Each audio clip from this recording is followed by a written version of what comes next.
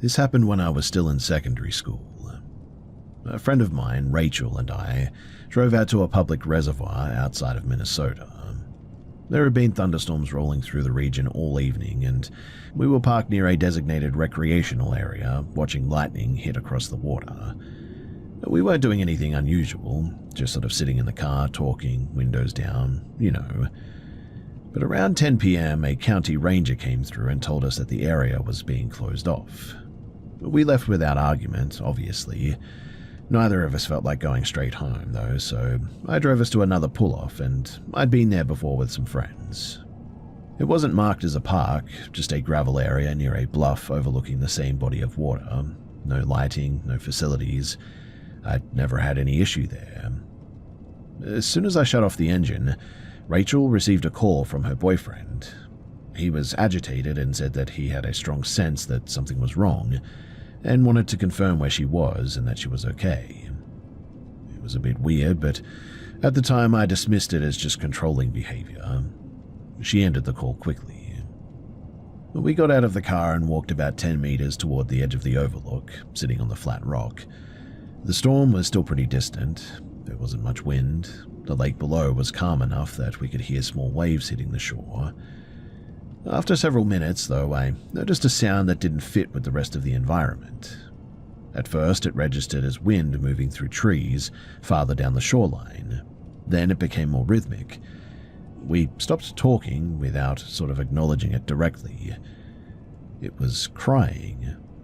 Not intermittent, but continuous, and a single voice. Given the location, my first assumption was that somebody else was nearby, maybe another group, or maybe somebody dealing with something personal. It was a pretty large area after all, and sound traveled pretty unpredictably across water and rock like this. For a short time, the explanation held. But then, the volume increased.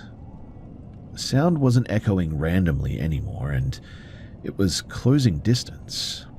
The cadence changed from quiet sobbing to something strained and uncontrolled, like somebody struggling to breathe between cries. There was no shouting for help, no words, just what I would describe as vocal distress. Rachel shifted closer to me without speaking. We both stayed seated longer than we probably should have, but neither of us wanted to be the first to say what we were thinking. As the sound continued to approach, additional noise layered in, vegetation being pushed aside, uneven footfalls on rock and dirt. Whatever was making the noise seemed to be moving along the shoreline, not toward the road. At that point, I tried to rationalize it as someone intoxicated or emotionally unstable walking through an unsafe area. That explanation, though, really didn't make me feel much better. The sound, it was now close enough that we could tell that it was coming from a single person, likely a woman, moving upright. The crying suddenly escalated sharply, as if the person had suddenly become aware of something. I finally said, as evenly as I could, that we should probably leave. I didn't raise my voice, but immediately after I spoke, the crying spiked into something louder and way more erratic. Branches broke nearby suddenly too, and the movement shifted direction straight toward us. There was no verbal exchange, no call-out, just rapid movement closing the distance. We stood and ran, and I don't remember deciding to do it, but we just sort of did.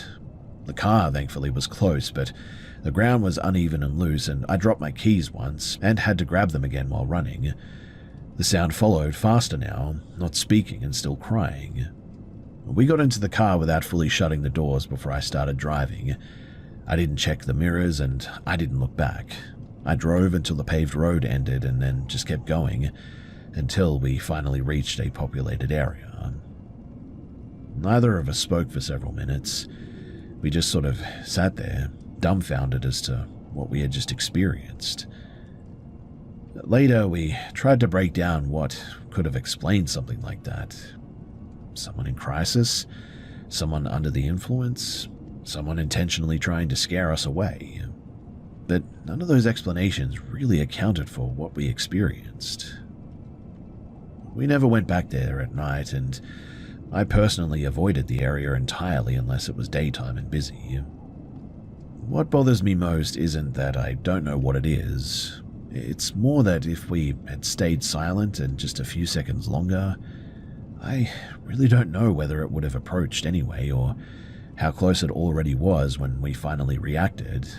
And so if we had stayed any longer, would we even be here to tell this? That uncertainty, it sits in my stomach like a rock.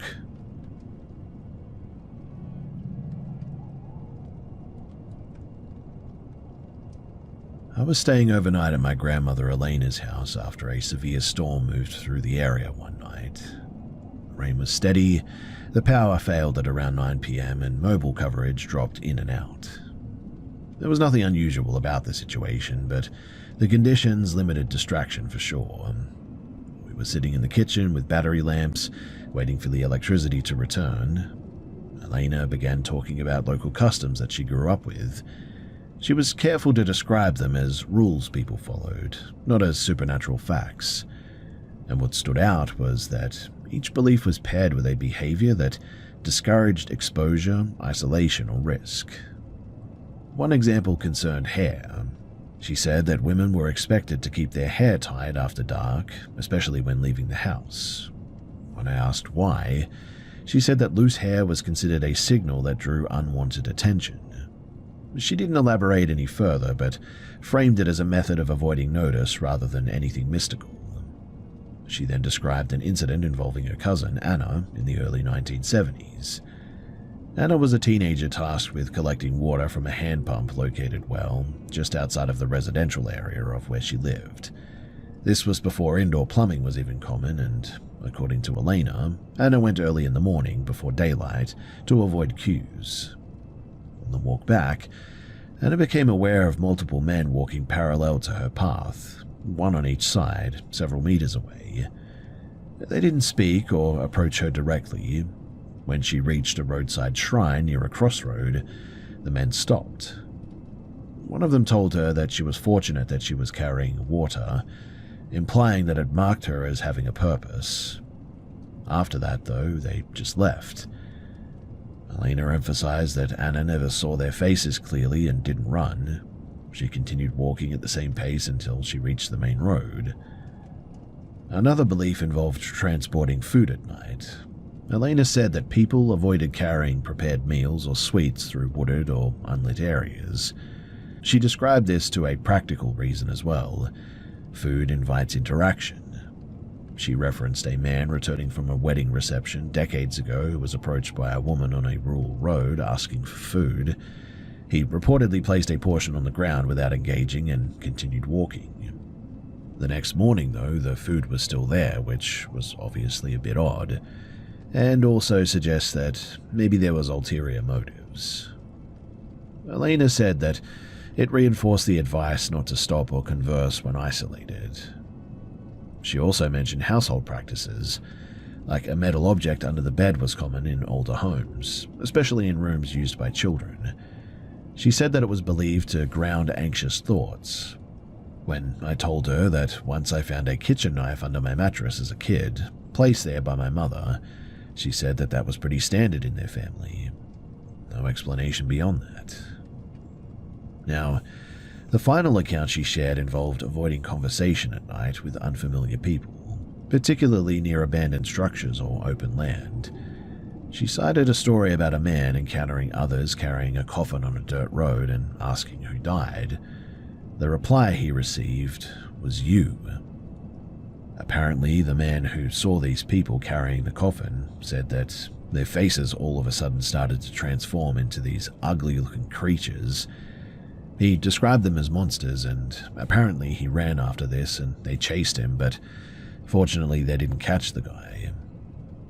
Elena took this as a warning tale meant to discourage curiosity and engagement, rather than a literal event, but still, apparently others swore up and down that it was a real event, and that the man refused to go back there afterwards.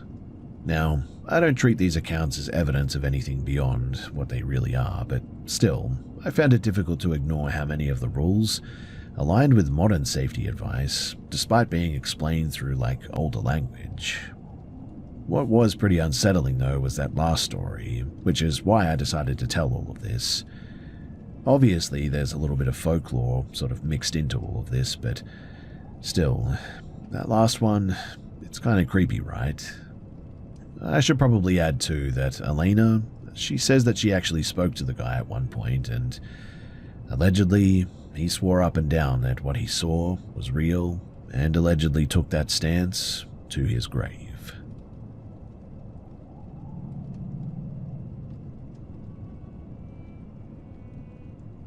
This is something that actually occurred to me, and it changed how I interpret certain events, even though I still consider myself somewhat of a skeptic.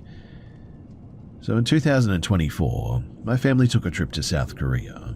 We spent time in Seoul, Busan, and then a few days in Jeonju. The trip was normal as well until one night, after dinner and a late visit to a small live music venue, we left the venue at around 11:15 p.m. The streets were quiet and the area was mostly empty because it was late. We were walking back toward our guest house along a narrow sidewalk that ran beside a canal. The path was lit by streetlights, but the light was uneven and the shadows were pretty strong. I would say about 100 meters ahead, there was another person on the sidewalk. It was a woman pulling a small suitcase, and she looked older, and her clothing appeared outdated. Plain layers, a long skirt, and a wide-brimmed hat. But what caught my attention was her posture.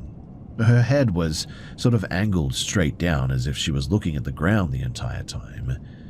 She was walking slowly, and the suitcase made a distinct scraping sound against the concrete. My sister and I noticed her at the same time. We didn't speak about it out loud, but we both felt sort of unsettled by her.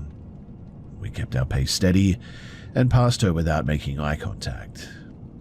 But once we were past her, the sound of the suitcase scraping against the ground continued for a moment before fading.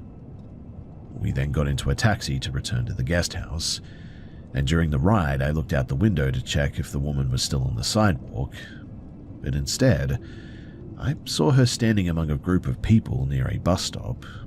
She was in the middle of the crowd, and nobody appeared to notice her presence. Also, her posture had changed completely. Her head was tilted back and her face was visible now. And all I can say is that it looked unnaturally pale and rigid, like the skin had lost all of its tone. Her expression was blank and her eyes seemed open but sort of unseeing, if that makes sense. The crowd around her kept moving as if she wasn't even there. There was no reaction from anyone, in fact. And that's what made this whole thing worse. If she had been a normal person, someone would have looked at her or at least reacted at her posture, but nobody did. I didn't mention it to my family at the time because it felt like a detail that would sound irrational if I said it out loud, but that image, it always stayed with me. The next day, I went through the photos from that night to see if I had accidentally captured her at any point. There was no sign of her in any of the pictures, unfortunately. And look, I still don't believe in ghosts in a literal sense. I think that there's an explanation for strange sightings, and I generally dismiss paranormal claims. But this incident is one of the few things that I just cannot rationally explain away. It was too specific, too consistent, and too clearly observed to be a simple misperception. Even now when I think back about it, I still feel the same discomfort that I felt that night. I don't know what it was, but I know that it was real enough to affect me, and it's something that I just cannot shake.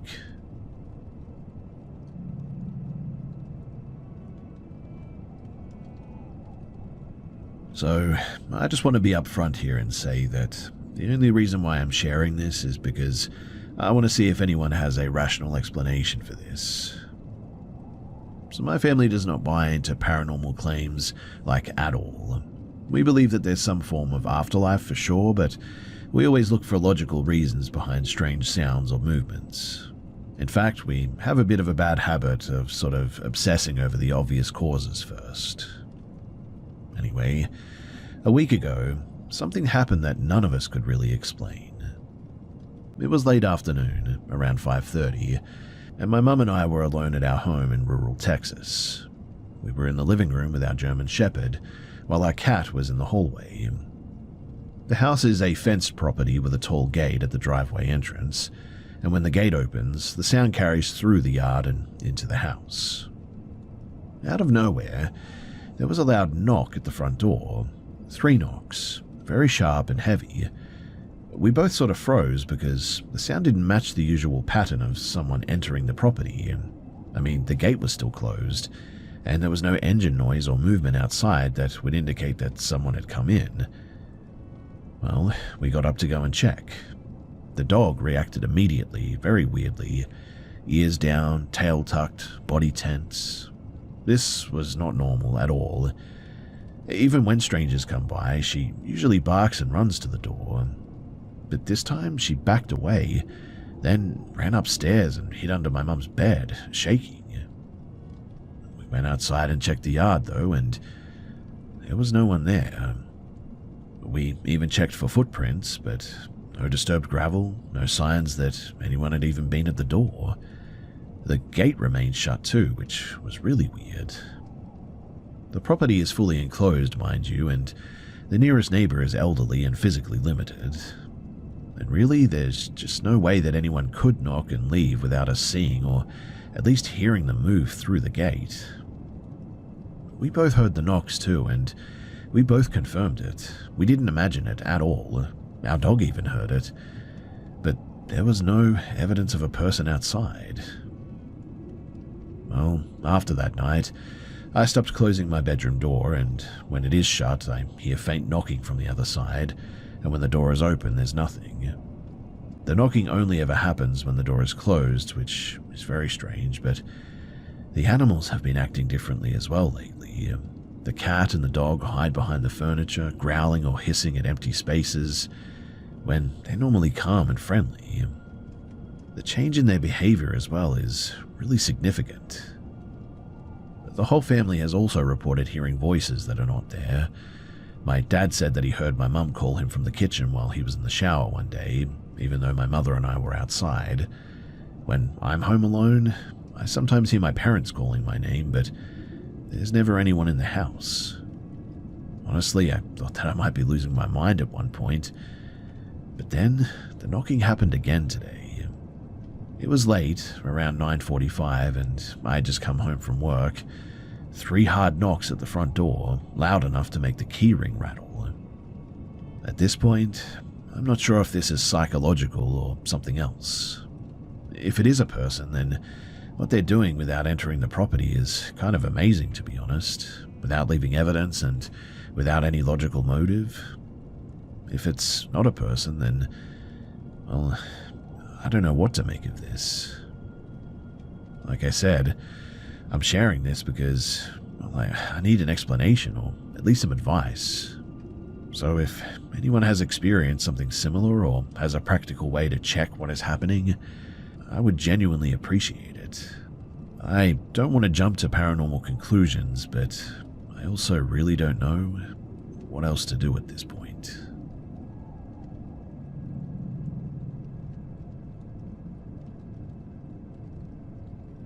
I'm 24 now, and I've lived in the same house since I was 11. My parents and I moved in with my grandparents at that time, and for several years my aunt and cousin also lived with us, and now it's just me, my parents, and my brother. The house is large, old, and has a lot of dark corners. I've always been sensitive to negative energy as well, and as a teenager I often felt like the house had a very heavy atmosphere. I avoided walking around at night unless I absolutely had to, and when I did have to leave my room, usually to get water from the kitchen, I saw a figure on multiple occasions. It was tall, dark, and human-shaped. I could tell that it was a man in old clothing, a long coat, a hat, and a rigid posture. He stood in the living room, motionless, and never moved toward me. I assumed it was my imagination, and so, in the end, I just sort of ignored it. One night, though, I was ironing clothes in the storage room that we used as a laundry and ironing space. I was watching videos on an old computer, and after finishing, I shut the computer off and the screen went black. That's when I saw my reflection, and also the man was standing directly behind me in the reflection. This was the first time that I'd ever seen him so close. I felt immediate panic and left the room quickly, and after that, I avoided being alone in that space. There was another incident too later where I experienced sleep paralysis and I saw him standing at the foot of my bed. I don't remember the details, but I do remember my dad saying that I came into their room crying and told them about it. That's the only reason that I really know that it happened. I told my grandmother about the figure at some point as well, and she said that it was her father watching over the house. I didn't question it then, but it didn't feel like a protective presence, like at all. Anyway, years passed and eventually I stopped seeing him. I stopped thinking about it as well, until a few months ago when my cousin, my brother, and I were having dinner and sort of reminiscing about our childhood. When out of nowhere, my cousin asked if we had ever seen a man in a hat in the house as teenagers. My reaction was immediate and intense. I asked if he was serious, and my cousin confirmed it, and my brother, who is usually the most rational person that I know, looked visibly unsettled because he realized that he wasn't the only one who had seen the figure. They described seeing the same man in the same way, tall, dark, wearing a hat and a long coat, always standing still. The fact that two other people saw him independently made it impossible to dismiss as just my imagination any longer. We discussed it and realized the sighting stopped after our grandmother died, and we couldn't explain why. When I brought it up to my father, he said something that changed the context. He told me that my grandmother had been involved in an occult group and performed private rituals in a small room in the house that we were never allowed to enter alone. He believes that she must have summoned something and it left once she died.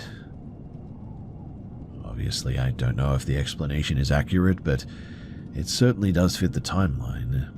The sighting started when she was active in the house and ended after she was gone. Today, the house feels pretty different. The heaviness is certainly gone, and we still experience odd events occasionally, but they're way less intense. For example, we sometimes hear or see children moving around the dining room, and they appear to be harmless, and I also feel my grandfather's presence more often. I don't feel threatened by anything, and my mother recently saw a man that she identified as my grandfather in the kitchen, and that felt reassuring, I guess. The only remaining concern is the possibility that the entity was not simply a watcher, but something that was connected to the rituals. I don't know if it's gone or just dormant, and I don't know whether the house is safe or not. I would like to know what steps to take to verify what's happening and how to protect the household, so if you have any thoughts or any suggestions, then I would love to hear them.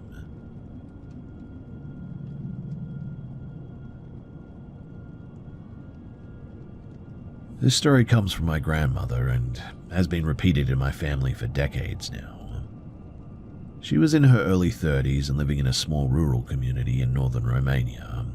She had 2 young children at the time, and one late afternoon in late autumn of 1969, she was returning from the fields with a horse-drawn cart. The children were pretty tired, so she chose a shortcut that ran along the edge of the village cemetery. The shortcut was known locally as the Old Lane, and people generally avoided it after dark. It was already dusk when they approached the cemetery boundary. The horse was normal and calm, but it suddenly stopped and refused to move. My grandmother tried to pull the reins, and she shouted and urged the horse to move forward, but the animal didn't respond. It was also sweating heavily, and its breathing was shallow and quick, as if it was resisting something. The horse's legs were planted, and it just wouldn't budge, either forward or backward. My grandmother began to pray aloud using phrases that she knew by heart. She didn't stop to analyze the situation, and she simply continued until the horse reacted. After a minute or two, the horse abruptly pulled forward and broke into a run.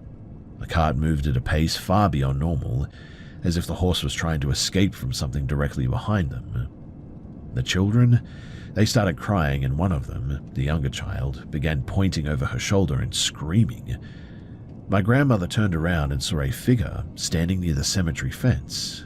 She described it as short and bald with an unusual face, and that she couldn't recognize it as human. She didn't see clear features, only a distorted shape that looked wrong and really huge dark black eyes. The figure didn't move forward, but it also didn't retreat. The cart didn't stop until they reached their home, and once inside, my grandmother immediately shut and locked the door. She did not speak about the event in a sensational way at any point, and she treated it as a fact and avoided that path after dark from then on. The account has remained consistent within our family, and no one has been able to provide a logical explanation for what she saw.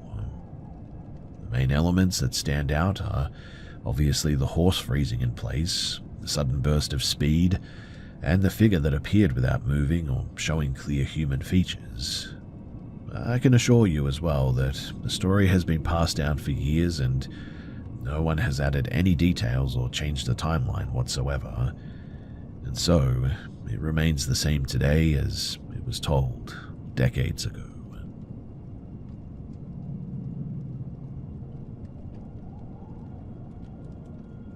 This occurred in New Mexico in 2014, along a canyon trail.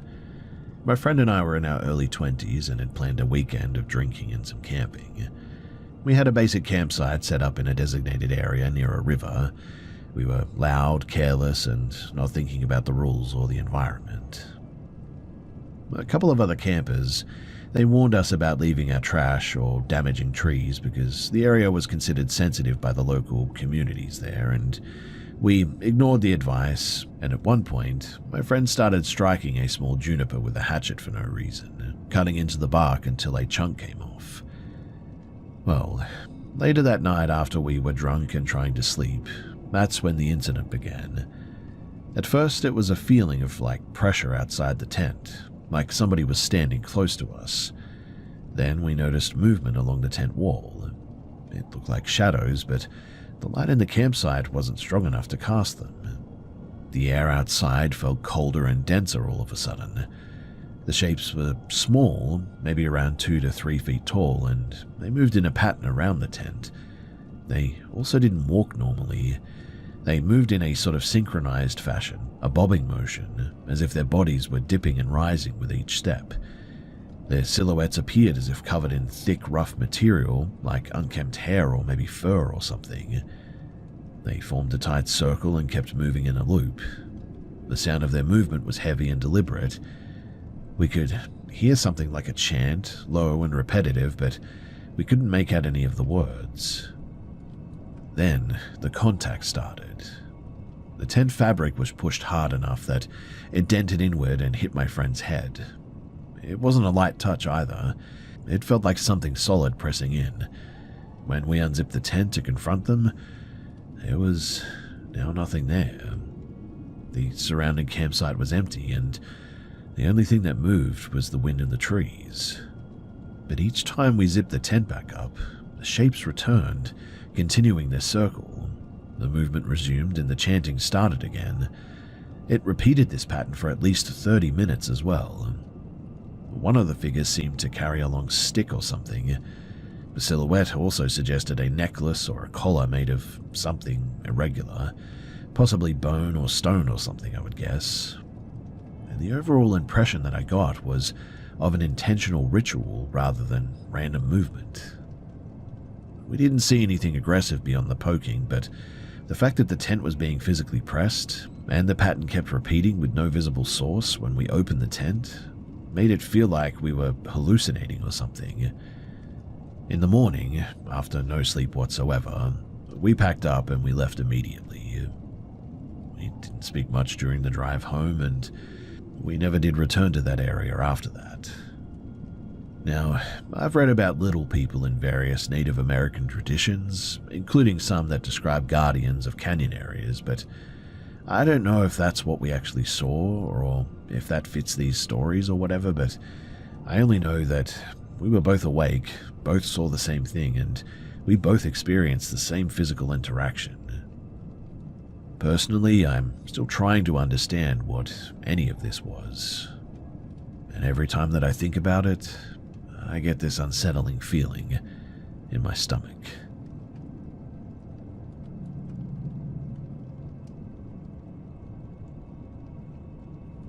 I enrolled in this institute in late August of 2021, shortly after turning 19.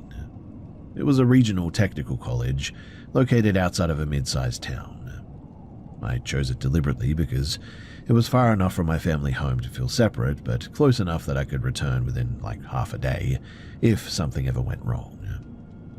The surrounding area was mostly agricultural land, dairy farms, storage sheds, and long roads without foot traffic. The campus itself was small and internally focused, with most student life contained in one residential complex and a handful of shared facilities. The residence hall that I was assigned to housed students from the creative and performance programs.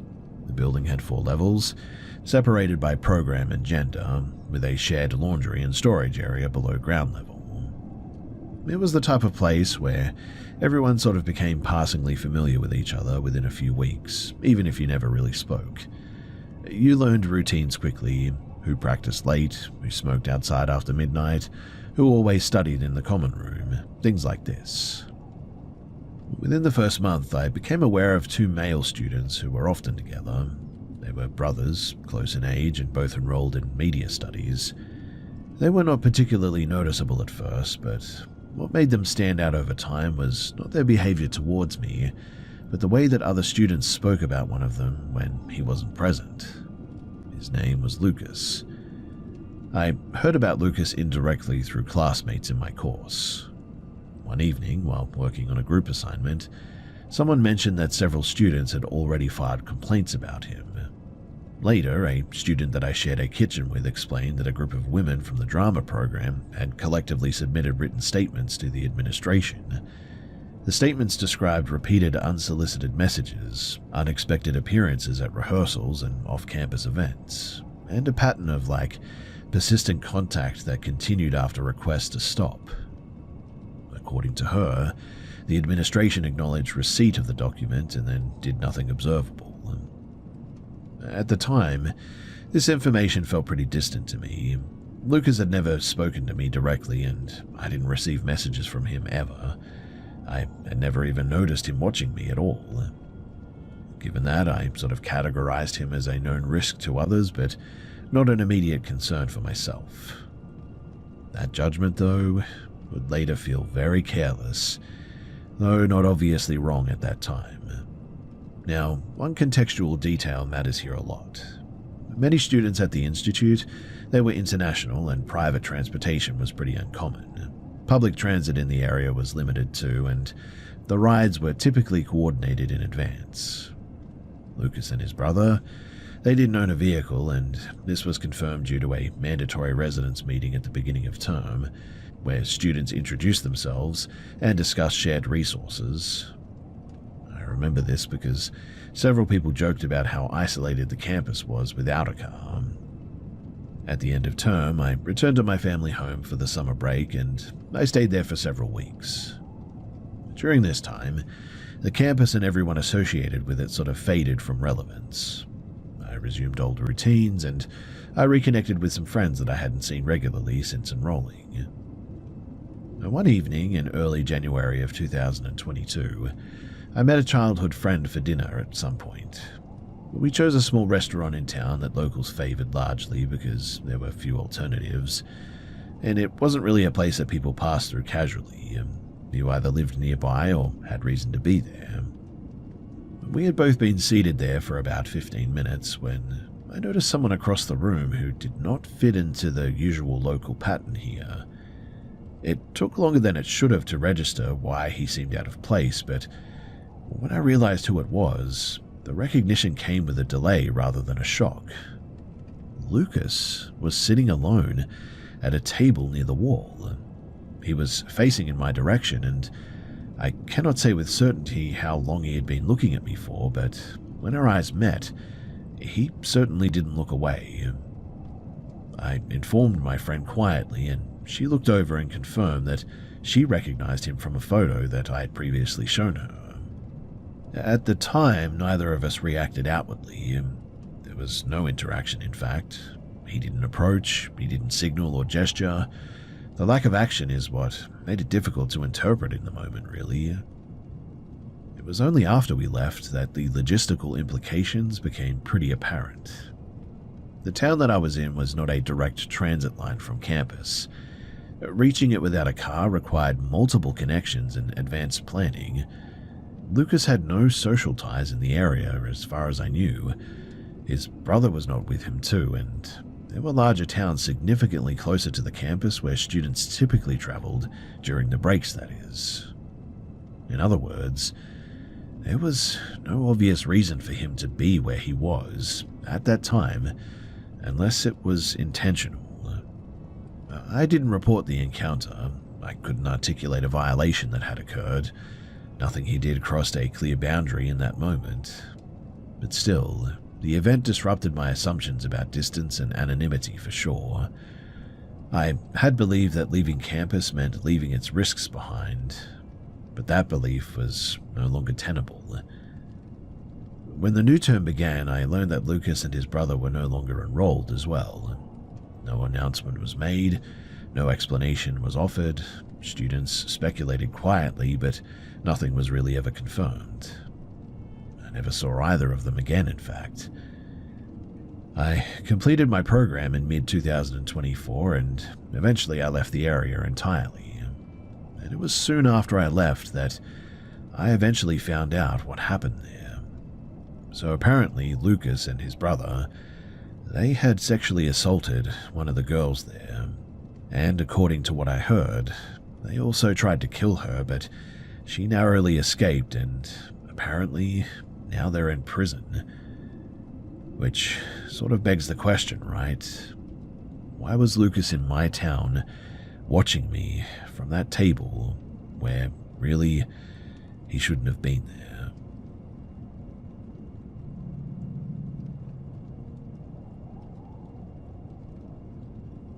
In early November of 2023, I traveled to Denver, Colorado with my partner to mark my 26th birthday.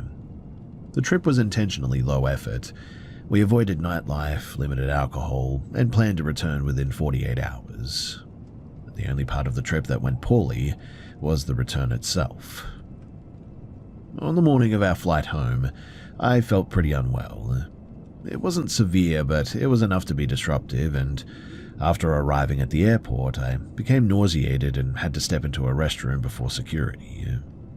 I took an over-the-counter motion sickness pill that I had packed, and I had used the same medication before without issue, but it reliably caused drowsiness.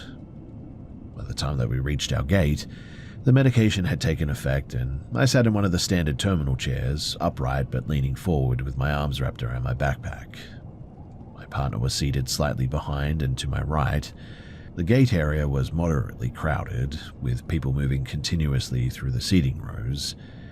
I sort of drifted in and out of light sleep, and I was aware of the surrounding noises, but not actively tracking it. At one point, I registered my partner laughing under their breath, and I assumed it was related to something on their phone, or maybe a passing interaction nearby, and didn't react.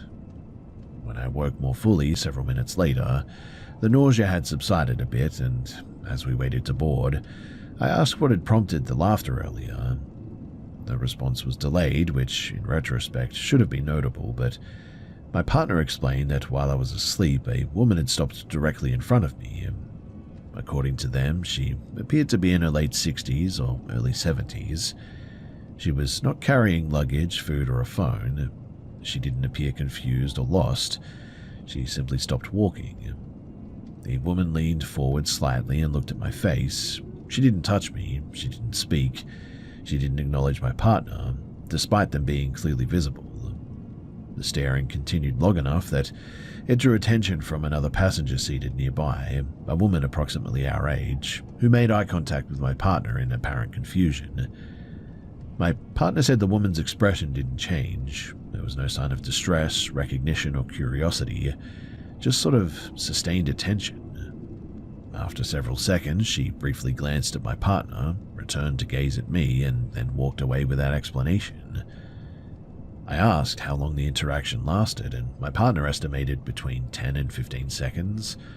Certainly long enough to feel inappropriate, but not long enough to justify intervention without escalating the situation further. At the time, I dismissed it as a sort of benign oddity. Airports create unusual conditions, right? People misidentify strangers.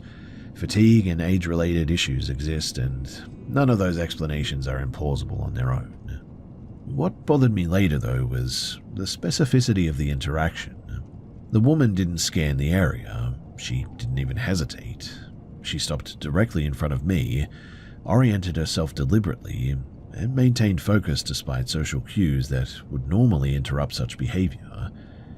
She also chose not to engage verbally, which would have immediately clarified her intent. Obviously, I never saw her again, and she didn't approach anyone else. In fact, there was no follow-up interaction. Nothing really happened after that, and our flight boarded normally. We returned home, and life continued without incident. But still, the encounter altered how I felt about public spaces for good. I had been asleep and visibly impaired and unaware of my surroundings, and the fact that someone noticed and acted on that awareness, even briefly, was pretty difficult to ignore. The other thing that I should probably mention here is that my partner said that, as they were watching this woman, they took notice of the fact that they seemed to have something in their hand. Now, they refused to speculate at first because they didn't want to freak me out or anything, but they did say eventually that what they thought that they saw was like maybe a sharp pen or something to that effect. I have since been more careful about sleeping in public spaces, not because I believe that that specific woman posed real danger, but because the situation demonstrated just how easily attention can be directed at someone who is temporarily unable to respond. That realization, it hasn't resolved into fear, but it also hasn't faded either, and it has made me much, much more cautious.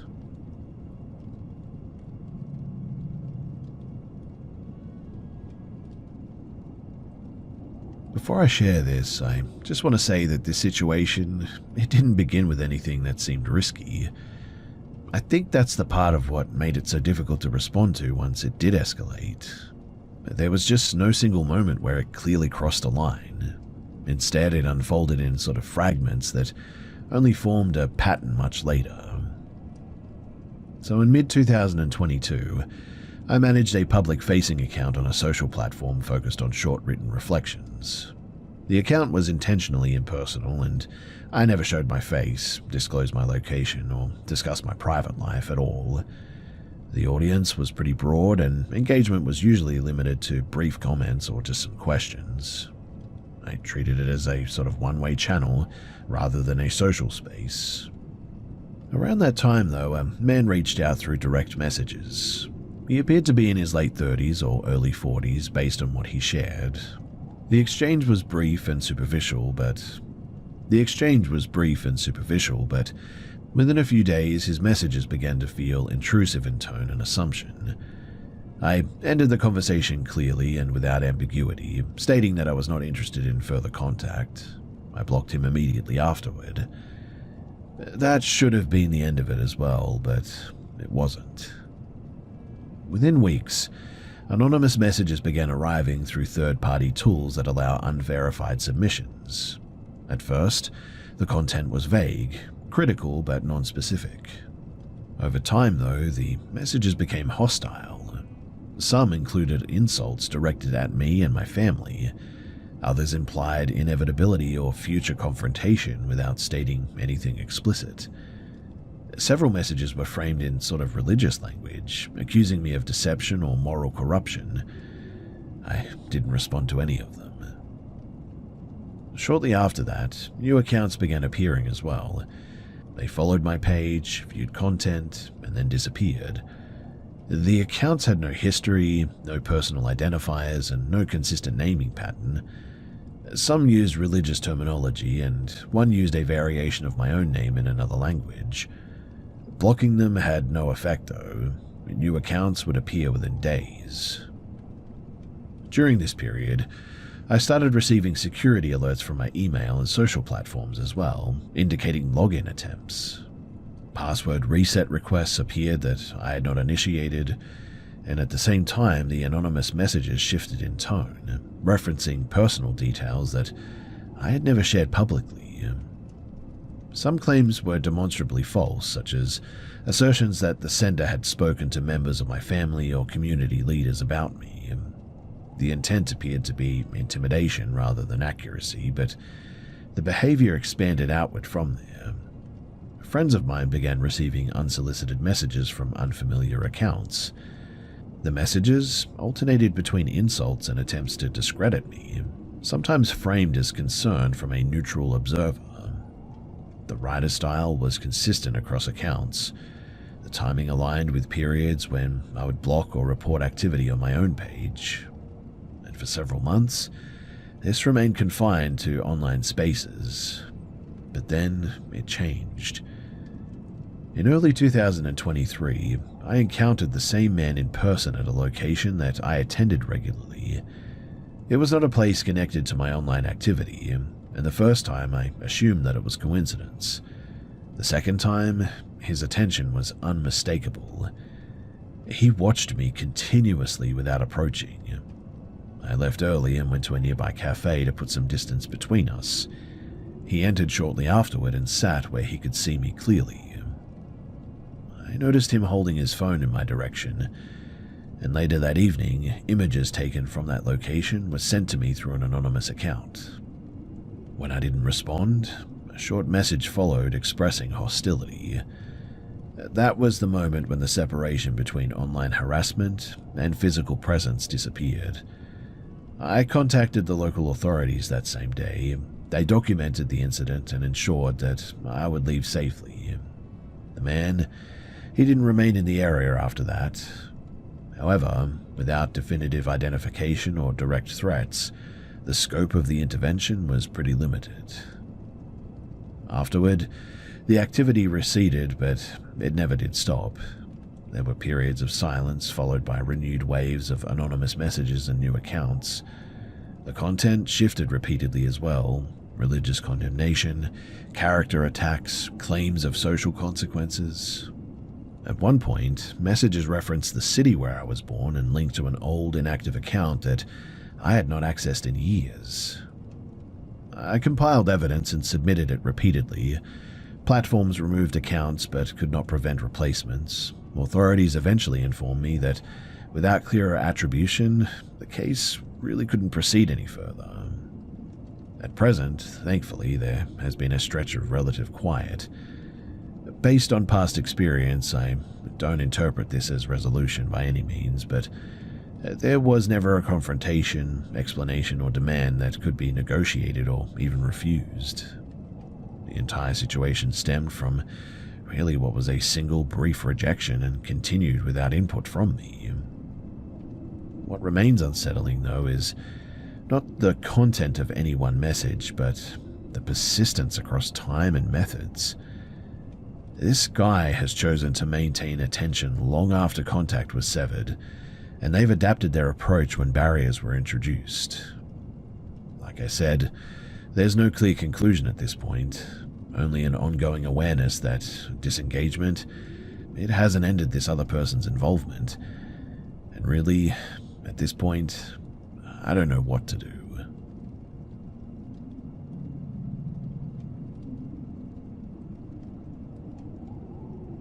This happened about a year ago in a ground-level unit on a residential complex.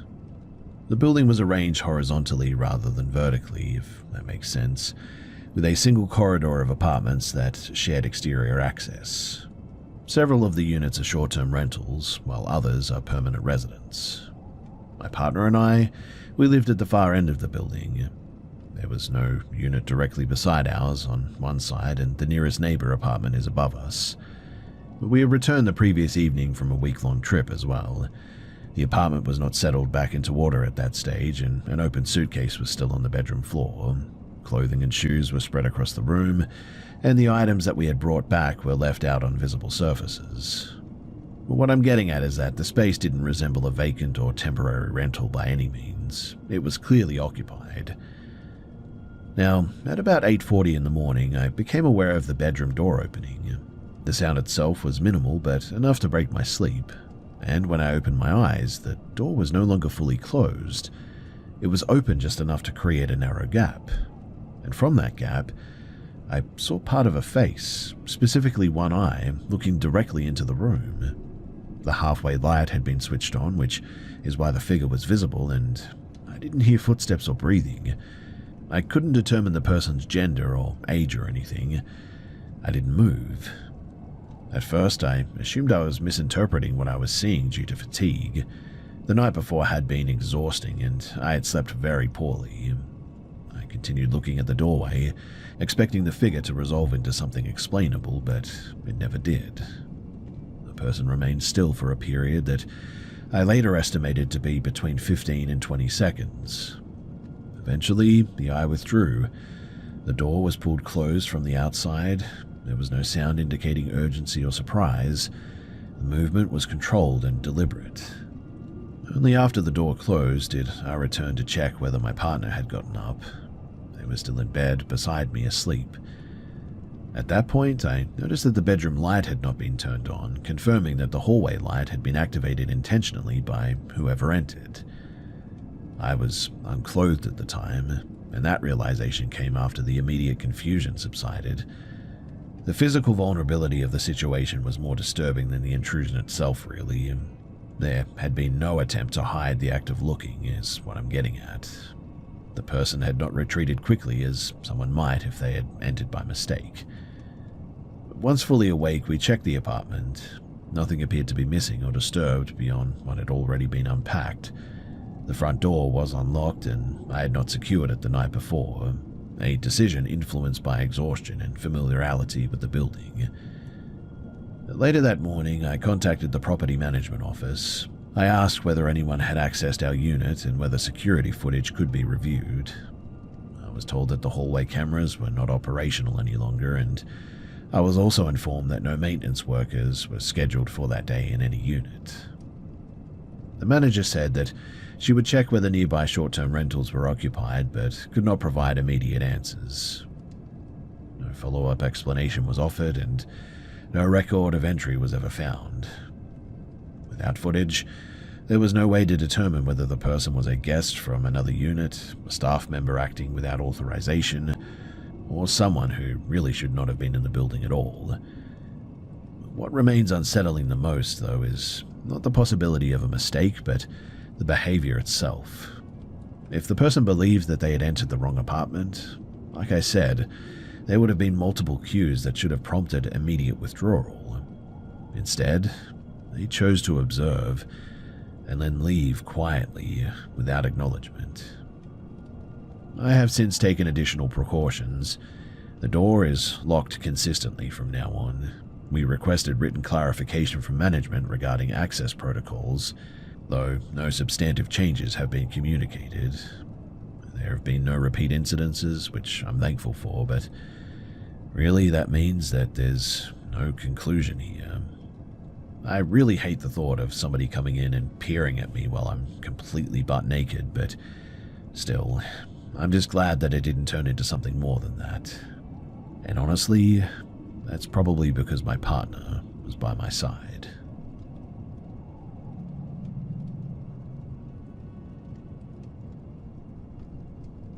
I was 11 years old when this happened, and my parents had already been separated for several years at this stage, and my sibling and I, we were staying at my father's rental unit as a part of our scheduled custody arrangement. The apartment was in a complex on the outskirts of Bakersfield, California, an area with a bit of a reputation for frequent police activity at the time and high tenant turnover as well. The unit itself, it was pretty small and minimally furnished. There were 2 bedrooms, each with an attached bathroom, and also a living area that opened onto a narrow patio through a sliding glass door. The apartment was on the ground floor, with direct access to a shared outdoor space bordered by trees and overgrowth. When we stayed there, my younger brother and I shared one bedroom. Now, sometime after midnight, we were woken by repeated impacts against the front door. The force was enough to carry through the apartment, and my father got out of bed immediately and moved toward the entryway. He didn't open the door. Instead, he checked the peephole and then spoke through the closed door. The man outside was asking for someone who didn't live there. According to what my father said later, the name that he used belonged to a former tenant. My father told him plainly that he had the wrong address and that children were inside. The response was more shouting and continued pounding. At that point, my brother and I were fully awake. My father came into our room and instructed us to follow him without explanation. He moved us into his bedroom and then into the connected bathroom. He locked both doors, and I remember him taking a golf club from the closet before closing himself into the bedroom side of the space. From the bathroom, we could still hear the noise. The man had moved from the front door to the back of the apartment now, which meant that he had successfully broken open the door. The sound shifted from solid impacts against wood to sharper blows against glass now. My father called the cops and the apartment management at the same time. My brother was crying uncontrollably, and I was quiet, not because I was calm, but because I was trying to understand what was going on. We heard the glass door break. The sound was unmistakable.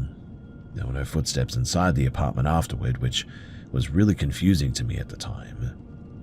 We remained in the bathroom until the police arrived, and when the officers entered, they announced themselves repeatedly before my father unlocked the doors. It was close to 3 a.m. by then, and my mother had already been contacted and arrived shortly afterward to take us home. The man who had broken in was gone. The living room floor and the patio were streaked with blood everywhere, though. That is an image that I will never forget. Later, we were told that the man had forced his way through the sliding door, and he had cut his wrist really badly, apparently, enough to cause significant bleeding. Instead of entering further, he fled toward the wooded area behind the complex. Police tracked him by following the blood trail and found him a short distance away. He was taken into custody and he was treated by paramedics. We were never told what charges were filed or what ultimately happened to this guy, too. In the years since then, the event has sort of settled in my mind, less vivid than it was at the time, but certainly more persistent. I replay the scene often in my head. It's the escalation and the containment and the waiting that always makes my skin crawl. I'm also sensitive to sounds at night now and to doors that feel insufficiently secure. I also sometimes continue to experience nightmares involving that forced entry night, regardless of where I'm living. These symptoms overlap with broader anxiety issues that I have, for which I am now receiving treatment for.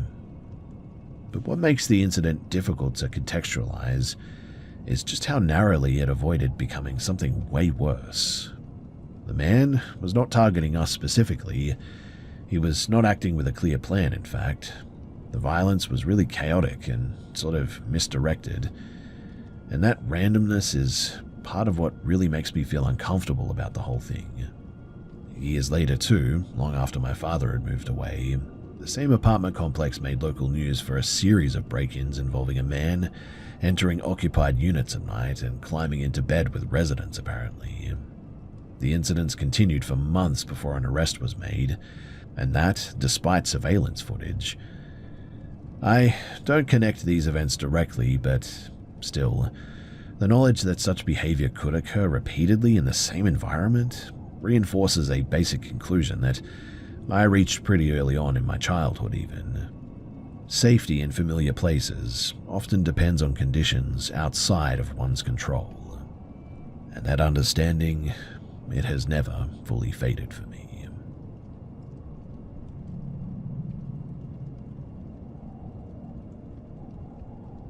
The decision that set this into motion was practical, not impulsive. Severe weather had slowed everything down for days, and I needed to make sure that my car was usable before an interview scheduled for the next morning. I treated it as a task to complete, and certainly not an outing. A multi-day snowstorm had left most residential streets partially cleared and parking lots unevenly plowed. I spent several hours clearing snow and ice from around my car, started it, and let it idle when I finished getting ready. Once it was running reliably, I decided to take care of an errand that I would otherwise have to do the next day. The store that I drove to was roughly 20 miles away, a large pharmacy just off a state highway. The trip took about 40 minutes due to road conditions. When I arrived, I noticed an older woman standing near the entrance, positioned just outside of the automatic doors. She wasn't holding bags or a phone. She was facing outward, not toward the store interior. As I approached on foot, she watched me without speaking. I didn't stop, and I entered and completed my purchases and exited less than 10 minutes later. When I came back outside, she was no longer at the entrance, and I assumed that she must have gone inside or maybe left. I unlocked my car, sat down and closed the door, and almost immediately there was a knock on the driver's side window. The woman was standing close enough that I had to lean back to see her face clearly. The timing suggested, too, that she had been waiting nearby rather than passing through. I lowered the window completely, which I would not do again in a similar situation. She asked where the nearest grocery store was. I pointed behind her to a small market in the same plaza. She shook her head and said that she meant the other one. I named another store across the road, and again she said no. When I mentioned the larger supermarket chain in the area, she confirmed that that was the one that she meant, and asked if I could take her there. She said that she had been trying to call her daughter without success, and that the store that she named was not nearby. It would have required getting back on the highway and driving several more miles. I asked how she had arrived at the pharmacy, and she said that she had walked. I asked from where, and she named a residential area that would have required a long walk in freezing conditions, across roads without sidewalks too. The explanation really didn't seem to add up with the weather, her age, or her apparent physical condition. So I suggested calling a rideshare or maybe a taxi. She rejected both options, saying that they were unreliable and slow. She repeated that the store was just down the road and asked again for a ride. Her tone shifted, though, from neutral to insistent. She did not raise her voice, but she did not acknowledge my refusal as final either. Throughout this exchange, she didn't look around or attempt to engage anybody else. Several people passed within a short distance, in fact, and she remained completely focused on me and my vehicle. I told her in the end that I couldn't help her and that I needed to leave.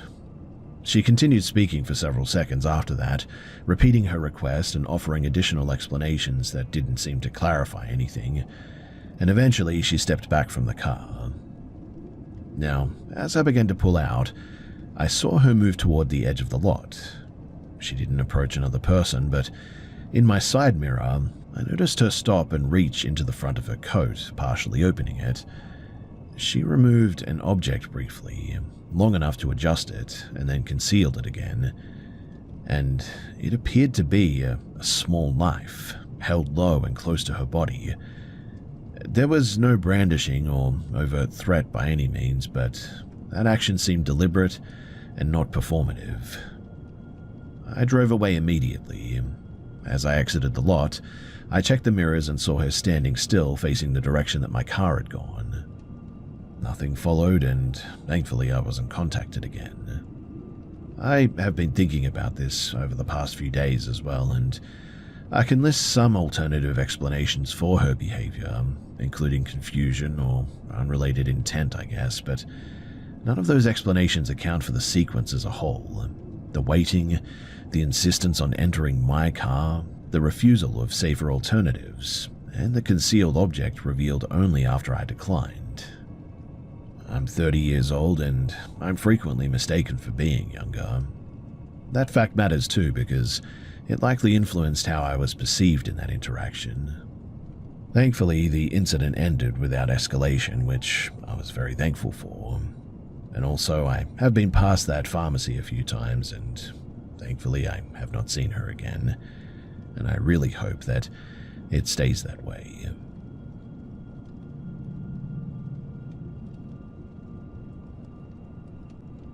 By my third year of university, I had developed a routine that left little room for novelty. Classes, practice, and part-time work filled most of my time, and the campus itself, well, it felt pretty predictable. That familiarity is what made the incident stand out later too, I guess. It occurred in a place that I thought that I understood. This took place in October of 2010 while I was enrolled at a public college in eastern Kentucky. The campus itself sits on uneven terrain with older academic buildings clustered at the higher elevations. I grew up less than 2 hours away and visited home regularly, so the school never really felt remote or isolating.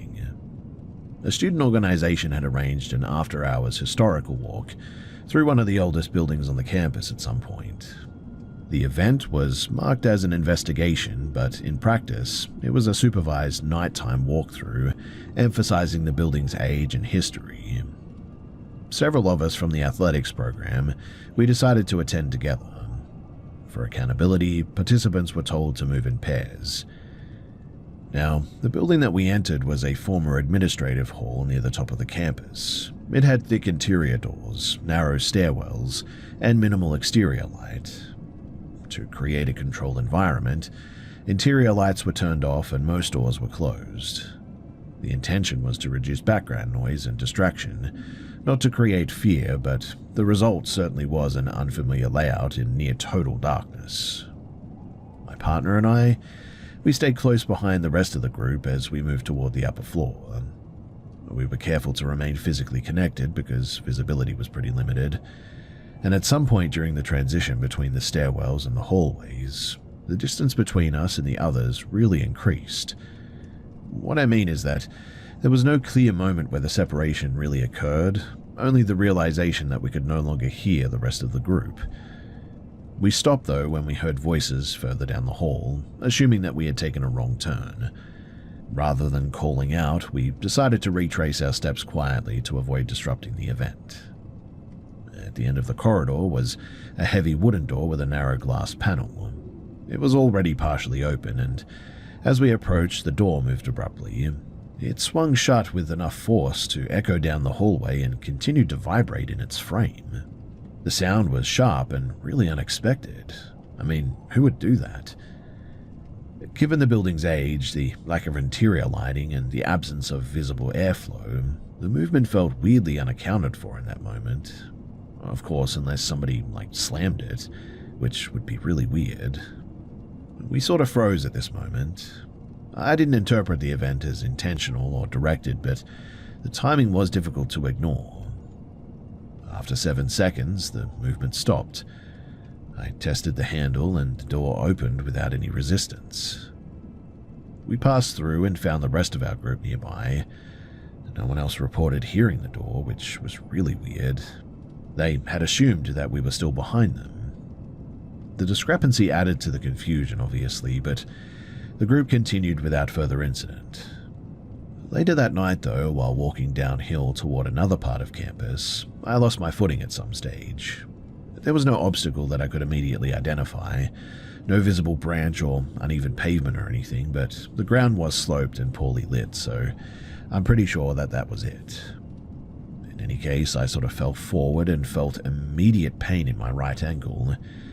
I had injured the same ankle years earlier, and the sensation was familiar to me. I could no longer put weight on it.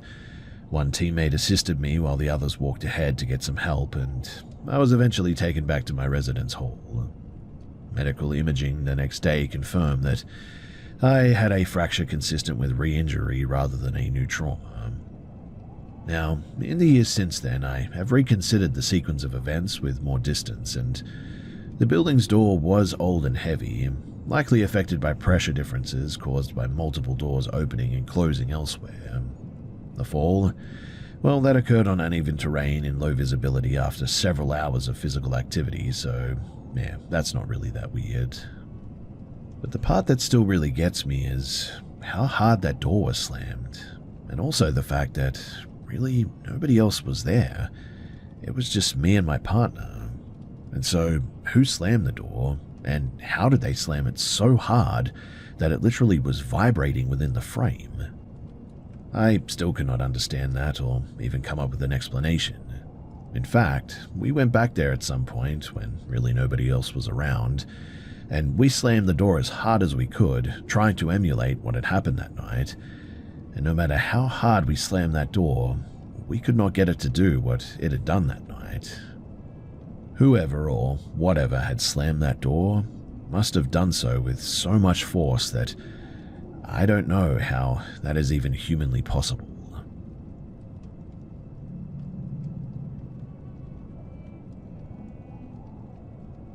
I took a job in late 1991, not long after moving. I was 21 at the time and needed some steady work more than anything else. The position was clerical, attached to a large retail building, one of those sort of 19th century department stores that had been renovated in sections but never fully modernized. The facade was preserved heritage stone, the interior a mix of new wiring and very old structural choices that really no one had quite resolved. I rented a small unit though, close enough to walk if I had to. My shifts were mostly daytime, but every so often management asked staff to stay back after closing to process inventory and pricing updates. The work itself was pretty routine, but what stood out almost immediately was where our office was actually placed. The pricing office was not on the main retail floors. It was a converted service room behind the sales levels, accessible by a narrow internal walkway that crossed an open void above the loading area. The room itself barely fit 2 desks, 2 terminals and a set of industrial label printers, and above us were 2 unused floors that had once been administrative offices, then later storage, and eventually nothing at all. Those levels were officially closed off, though the doors were never locked. In any case, I shared the space with a woman named Karen, a few years older than me, who had worked there long enough to treat the building as an inconvenience rather than a curiosity. During my first week, I noticed small irregularities, sounds mostly, footsteps overheard during times when the upper levels were empty, or should have been at least. The noise of chairs scraping, faint and distant, though there were no chairs left upstairs as far as I knew. Once or twice, the scent of tobacco drifted through the office, despite a strict no-smoking policy, and also some modern ventilation, which should have made that impossible. And so, at first, I just assumed that the building simply carried sound poorly. I mean, old structures often do, right? Karen heard the same things as well, but dismissed them as the place settling, even though it was the middle of summer and nothing was changing structurally. The first visual incident, though, that happened midweek. So I was standing at the printers when I noticed someone at the far end of the corridor outside of our office. The person appeared to be male, wearing dark work clothes, standing still. I turned fully to look, expecting to see a contractor or maintenance worker or something, but when I did, the corridor was now empty. There was nowhere, though, for someone to step into unnoticed. The hallway terminated at a locked fire door. I checked anyway, but there was no one there. Similar sightings followed over the next few weeks, too, always peripheral and always brief. I stopped reacting to them outwardly, but began keeping mental track of when and where they occurred.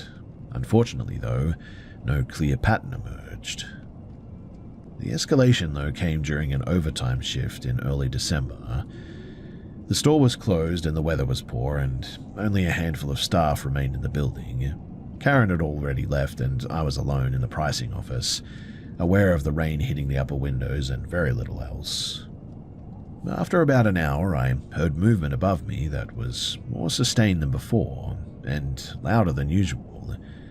Not footsteps, but something closer to general activity, I guess, like drawers opening or papers being moved.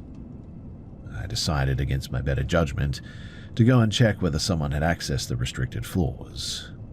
I took a torch from the supply cabinet and used the old service stairs at the back.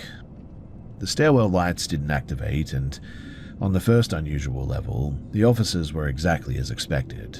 Striped rooms, dust and disconnected wiring everywhere. As I moved further along, though, I felt an abrupt sense of what I can only describe as pressure.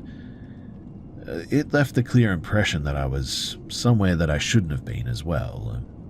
It was similar to walking into a meeting that you weren't invited into, is how I like to describe it, multiplied and really sustained.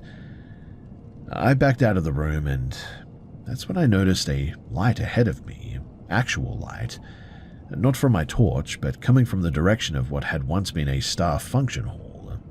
The doors were partially open, and inside, though, the room was empty. No people, no music, just a single maintenance lamp that apparently had been left on, illuminating nothing in particular. It was at that point, too, that the discomfort escalated into something harder to rationalize. The feeling wasn't dramatic, but it was definitely there, and I left immediately. As I reached the bottom of the stairs, I encountered my supervisor, Helen, moving quickly toward the exit. She looked unsettled and asked where I had been. When I told her, she paused and said nothing further until we were outside of the building. We decided to go and get a coffee, and we spoke at a cafe nearby, and she told me that while finishing paperwork, she heard typing and conversation echoing throughout the corridors, distinct enough to recognize speech patterns but not words. She also described seeing a woman pass her office door dressed in outdated business attire. Helen had assumed that it was me until she came out and checked and found my office empty. Neither of us said anything about this incident. I mean, there really was no protocol for that kind of thing back then anyway, and no clear benefit in raising it. I continued working there for another 8 months.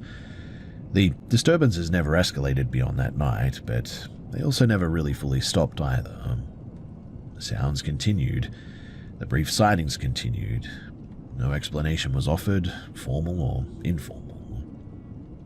Years later, though, I learned that several employees had died on that site over the building's long operational history, mostly industrial accidents from earlier decades.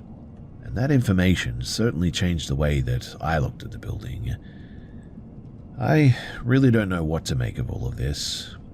I did leave the job eventually, and the building is still there, still operating, still largely unchanged above the floors that customers never see. And when I pass it from time to time, I often wonder if whatever was happening in there is still going on.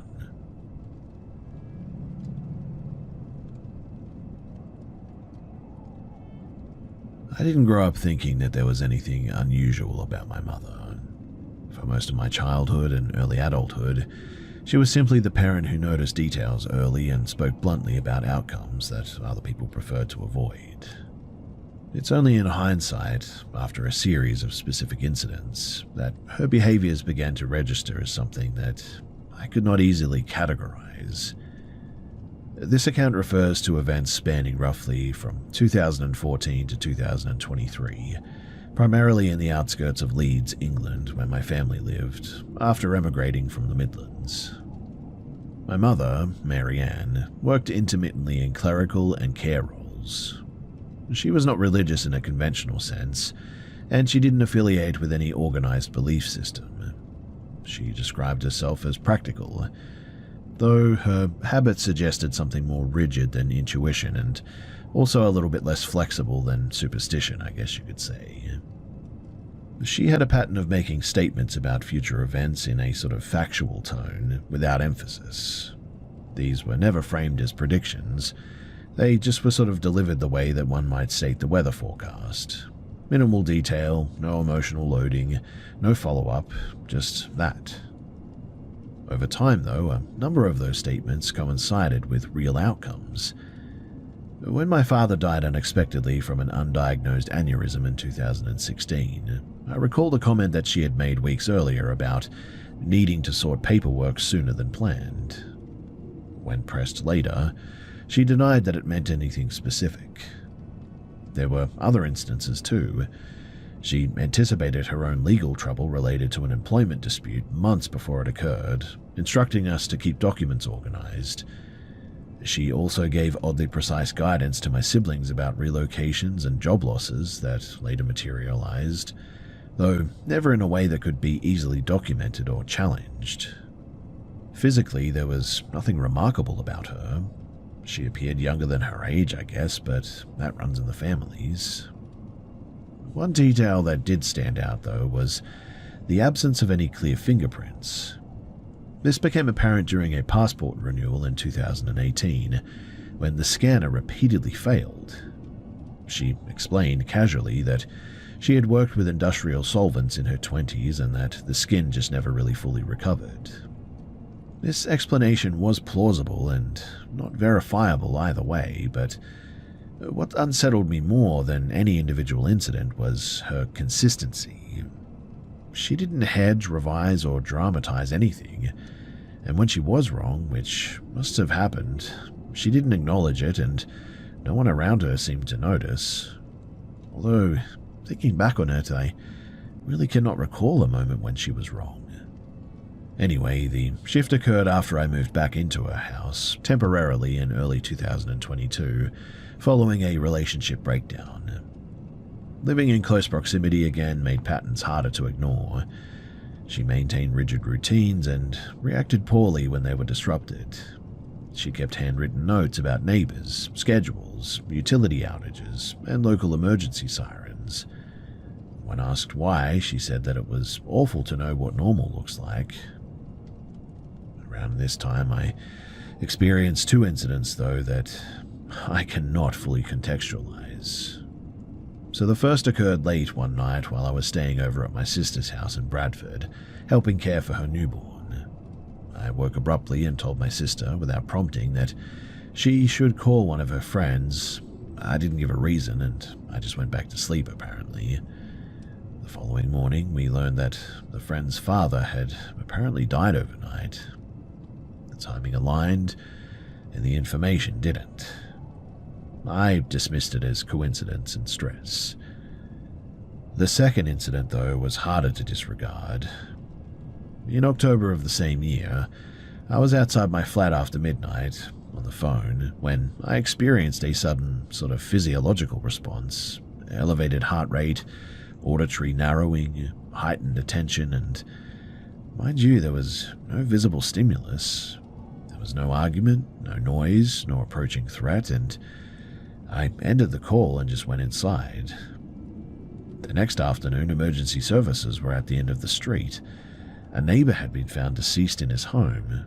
The cause was later reported as natural, but I did not feel that I had known anything, but what troubled me was the alignment of bodily responses that I had and obviously what had happened. In fact, I later found out that the timing matched perfectly. Well, I raised these incidents with my mother several days later, and she listened intently without interruption. When I finished, she told me not to talk about it further, especially not out loud. She didn't explain why. She didn't express concern, and she simply advised restraint, as if discussing it might introduce variables that she preferred to control. Since then, I've noticed that she withholds information selectively. She redirects conversations when they approach certain topics, she discourages documentation, and she insists that attention itself can distort outcomes. There's no evidence that she possesses any sort of abnormal ability, but there's also no clean explanation for the accumulation of correlations that she's had over all this time. Nothing conclusive has happened since then. I feel completely normal, and I guess that, more than anything else, this is what keeps the situation in my head. I really don't know what to make of any of this, and so if you guys have any idea as to what I should do or how I should approach this, I would appreciate it. Thanks.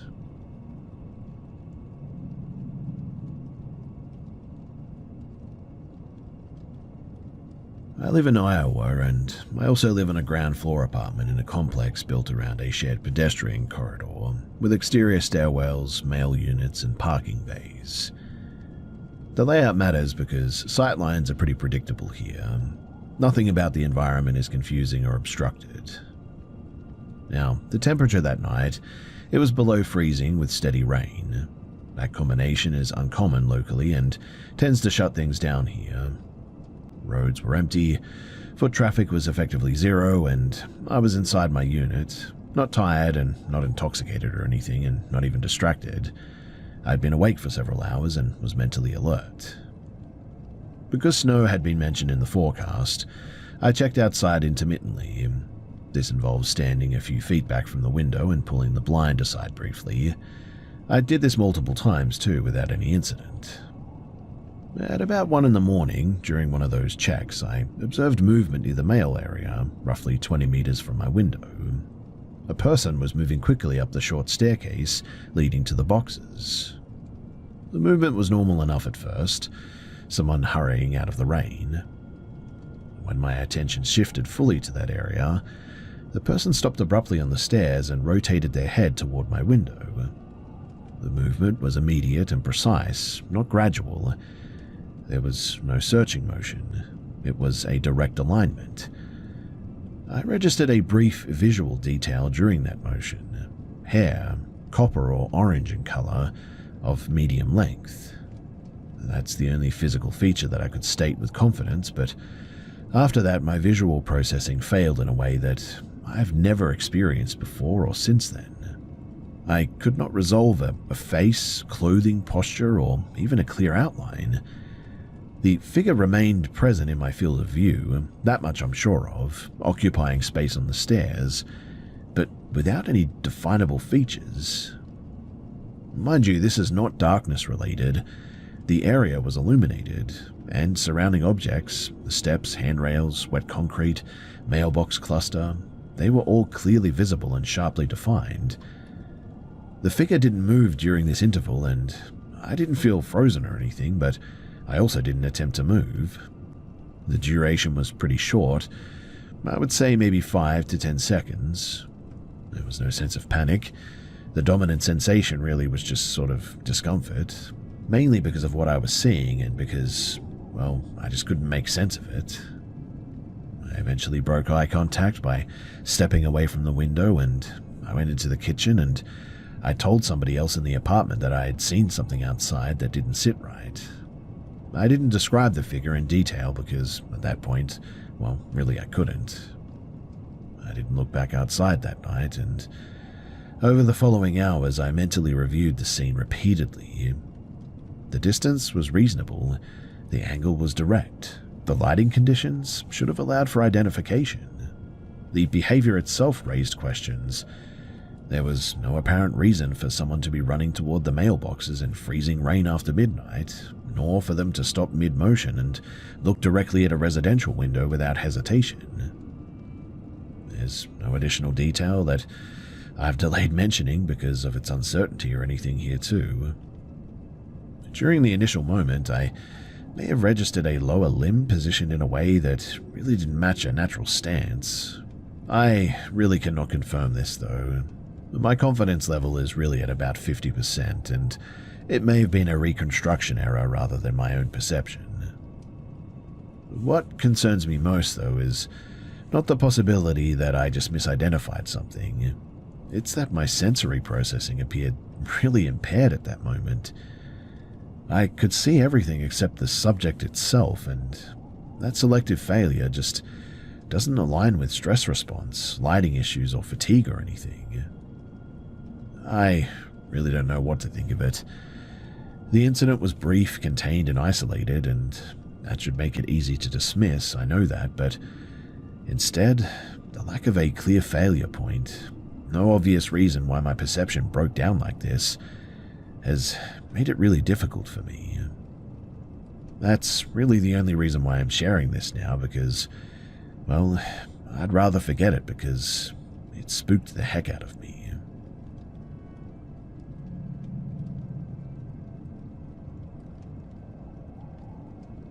I, a 29-year-old female, used to do some street performing when I was low on money, and at the time of this story, I was 25. I had recently lost a lot of weight and needed to save some money for skin removal surgery. This was due in addition to buying all new clothing and seeing a chiropractor because of the changes in my gait affecting my spine. Pro tip, by the way, is that losing weight is really expensive.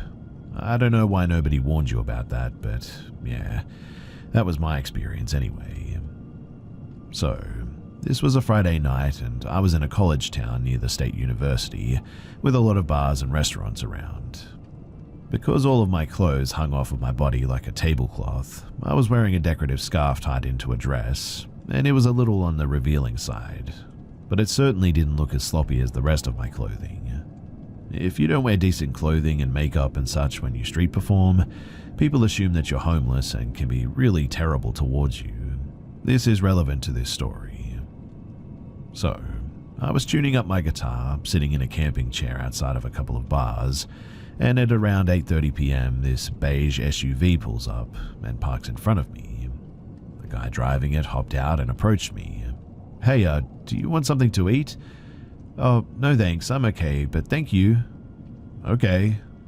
And he got back into his car, but instead of driving away, he just sat there staring at me. I thought it was a little bit strange at the time, but I was focused on getting warmed up, so I didn't initially worry about it too much.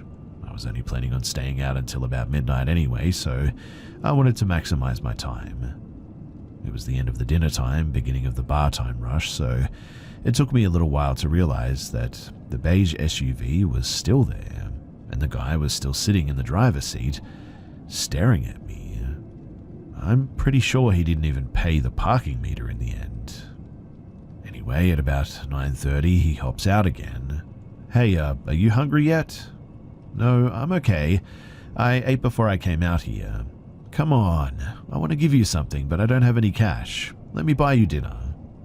This does happen. When someone who doesn't carry cash sees a street musician that they like, they will often offer to buy a snack and bring it to you, so I didn't find that too strange. "Okay, sure.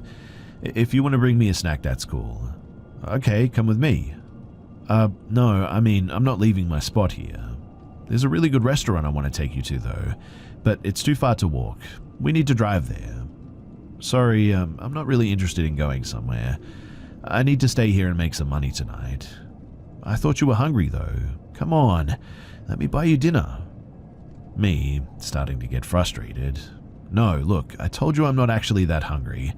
If you want to tip me with something other than cash, a slice of pizza from the place across the street or a soda or a cigarette or something, that I'm fine with, but I'm not leaving this spot, okay?" "No, I'm not going to buy you a slice of pizza. If you want dinner, you need to come with me." At this point, tons of people were walking past us, and I was getting really annoyed at him for keeping me from playing music. "Well, I'm not going anywhere, and I need to make some money tonight, so I'm done talking about this." At that point, I started playing my guitar to show him that I was done with this conversation. I probably should have been more concerned by this point, but I was honestly just a little bit ticked off. It wasn't that uncommon for men who saw me street performing to offer me food or shelter in exchange for sex, so I kind of assumed that that's what he was after at this point. And for about the next hour, I focused on just playing music and chatting with people, and it was actually a pretty productive night in the end. I had almost forgotten about the creepy dude until he got out of his car and leaned against the door, still staring at me. At this point, it's almost 11 p.m. and it dawned on me that he had been there for over 2 hours. That was certainly when the alarm bells finally started going off in my head. I had a hard time focusing on the music after that because he was just sort of standing there, staring at me, and the longer that it lasted, the more I felt like he had something more nefarious than just trying to bribe a young homeless woman to sleep with him in mind. At about 11:30, I realized that I needed to do something sooner rather than later. It was pretty much peak bar hour, but the streets were going to become less crowded eventually, and I was going to need to walk home at some point. I certainly didn't want to risk him following me. Now, when I'm street performing, I'm in friendly mode, and I'm not the most intimidating looking girl in general, so I don't think that he was expecting me to confront him directly, but when I feel threatened, I tend to get pretty mad pretty quickly. Figuring that I had plenty of witnesses, I walked right up to the guy, angry as heck by this point. "Look, why are you staring at me?" Taken aback, he says, "What? You've been staring at me for 3 hours now. Do you just like making younger women uncomfortable?" I was mad, talking progressively faster and louder, and it was very clear that this wasn't going the way that he expected it to. No, I just want to buy you dinner. So you're just waiting for me to get hungry enough to go get dinner with you, when I've already said no several times? That's not being helpful, it's being creepy. And look, I know that there aren't any restaurants still open at like 11:30 p.m. around here anyway. No, this one is. It's still open. I don't care if it's still open because I don't want to go anywhere with you, and I told you that. So why are you still here waiting? No, you don't understand. He looked like he was racking his brain for an excuse at this point. What? What am I not understanding about you staring at me for the last 3 hours? No, you see, I'm an Uber driver. Of all the stupid excuses that he could have picked, this was possibly the dumbest. Me pretending to understand. Oh, okay, I get it. You've been waiting all this time for someone who ordered an Uber. Yeah, that's it. Me dropping the act. And you were just going to leave them waiting while you took me to a restaurant then? What happened next freaked me out more than anything else that night, because as soon as I blew a hole through this guy's story, it was suddenly like he took off a mask. His smile disappeared, and his voice was deadly serious as he climbed back into his car and said to me, "Okay, you'll never see my face again." And he drove off, fast. I just stood there in shock. And look, I'd had plenty of creepy encounters while street performing, but not like this one. It was impossible to convince myself that he was going to do anything besides abduct me. I was done after that too. I decided to order an actual Uber home instead of walking, which cost about half of what I'd made in the tips that night. And in the back of that Uber, counting my cash, I realized then that it was time to retire. The small amount of money that I made during the daytime was not worth the effort, and the decent money that I made at night was definitely not worth the risk anymore. I've since moved on to a new side hustle and also developed agoraphobia, diagnosed by the way, because of this and other incidents like it. I hate leaving the house alone, and I order most of my groceries and household supplies through DoorDash now, and I have a job that's only 3 blocks away from my apartment. Still though, on my walks to and from work, I find myself constantly checking my surroundings, using the reflection in the storefront windows to make sure that I'm not being followed. Honestly too, I really hope that this creepy guy in the SUV keeps his promise and that I never see his face again.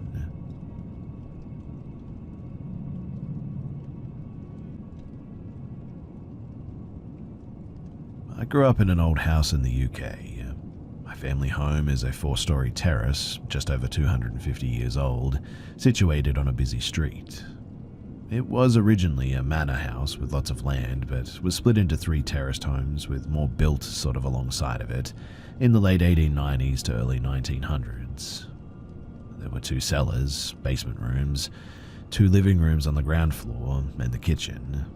The first floor had the bathroom, my parents' bedroom, and my brother's bedroom, and the second floor was my bedroom or living space. Now, I have experiences there from being very young that I may share in the future, but for now I'll focus on some experiences that happened in my family home from me being around 15 to 16 to my early 20s. When I was around 15 to 16, I was up in my bedroom reading. It was a Saturday afternoon, and I lived with my parents, obviously, my younger brother, 2 years younger, and our dog. I had no music on or TV this day, but I could hear general muted traffic noise outside. At some point, I heard someone come in downstairs, the door opening, closing, and keys rattling. My mum shouted hello up to me and told me to come downstairs because they, Mum and Dad, needed to talk to me about something. This was weird, as usually she'd just tell me whatever it was that I needed to know if she was shouting up to me anyway. I asked why, and she shouted back, "Just come downstairs," in a sort of frustrated tone too. So I did, thinking that it must have been important or I must have done something wrong or something. I got downstairs and quickly became confused though because I couldn't find them anywhere. I shouted hello, in case they'd gone into the cellar, This wouldn't be normal either, but nobody responded and I was confused trying to work out where they might have gone. I thought that I must have been imagining it though and started to walk back upstairs when my brother shouted down from his room asking me what Mum wanted because it was weird that she called me down. I replied to him saying, "Did you hear her too?" Obviously I assumed that he must have, but I was just a bit weirded out because this meant that he'd heard her too, but I was sure that there was nobody there and I was second guessing myself, I guess. But then he didn't respond. So I walked up to his room to talk to him about it. I opened his door and he wasn't there either. It was then that I got this weird chill sensation and goosebumps and started to feel a bit spooked, so I left his room and went back downstairs trying to make sense of what had just happened. Weirdly too, just as I got back downstairs, my mum suddenly walked in with the dog. She'd taken him on a walk and I asked her what happened and where she had gone. She was confused and assured me that she had been out for around an hour at this point and had not been back at any stage. She said that my dad was at work, he had been out since 8 a.m. and was due back in a few hours' time, and my brother, well, he was allegedly at his friend's house. On another occasion when I was 20, I was working in an off-license sort of convenience store. The store closed at 10 p.m, and once we closed, cashed up, cleaned up, etc., I'd get out at about 10:30, home for around 11, still living at home at this stage. My mum called me at 10:10 p.m. asking me where I had gone, and obviously I was confused and told her that I was still at work locking up, and she said that I had come home 15 minutes ago. Her and my dad were in the front living room and they heard me come in. A little bit of context here too is that we used the back door to come in and out and had two living rooms, one at the back and one at the front. My mum and dad would be in the front room, which was closed off from the other, and the stairs were in between them. Mum said though that they had heard me come in, shout hello, which we normally did when any of us came home. Mum and dad both said hello back and asked me why I was home so early. They said that I shouted, "So you're ignoring me then?" in a sort of jokey way, and they heard me walk upstairs chatting on the phone with someone. My dad then came upstairs, first floor, and shouted up to me to see why I was home so early and to check that everything was okay when he noticed my light wasn't on and it was silent. So he came back down and they called me and found out that I hadn't been there at all. My dad rushed upstairs to make sure that nobody had broken in or anything, but there was nobody around. On another occasion when I was around 20, my mum and dad were sitting in the living room quite late, 2 a.m.-ish I think, and heard my brother practicing his guitar in his room. This wasn't unusual as he would often practice for hours. They were enjoying listening to him play faintly when they both remembered at the same time that he was in university, living in student accommodation 200 miles away, and he had taken his guitars with him. When I was around 22 years old, my best friend was visiting at one stage. It was a Friday night. I had been quite unwell, so she was coming around to chill, listen to music, chat, etc. My parents were out at a function this night, and it was mid-January-ish. My friend went upstairs to use the bathroom, next to my brother's bedroom, and when she came downstairs she said, "Oh, your brother has just shouted you for something. He must have thought that I was you when I came upstairs." My brother, though, was back at uni, and we were alone in that house. I asked her if she was certain that she heard him, and she was adamant that she had, to the point that she really thought that I was trying to spook her for a laugh. She knew of the above occurrences and they freaked her out. I told her, though, that he wasn't there and that he was at uni. She didn't believe me, in fact, and demanded that we go upstairs to see what he wanted. She was 100% convinced that she had just heard him. So I shouted, and obviously I got no response. She said, "He mustn't have heard you." So I invited her up with me to prove that he wasn't home. She confidently came with me, still certain that I was joking around. We got to his room, I opened the door, the light was off, and his things weren't there, and obviously neither was he. She turned a bit of a funny grey colour after that, and she wasn't okay.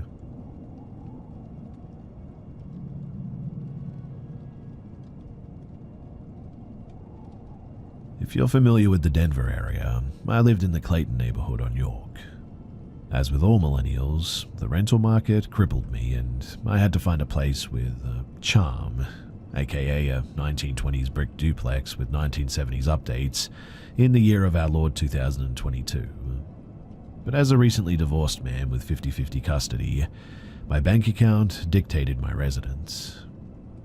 To give you a sense of the space, it was a shotgun-adjacent style home, 900 square feet, upstairs, with an unfinished basement that was really only used for laundry and housing spiders. My daughter and I had rooms on either end of the 10-foot narrow hallway, with the world's smallest full bathroom splitting the distance.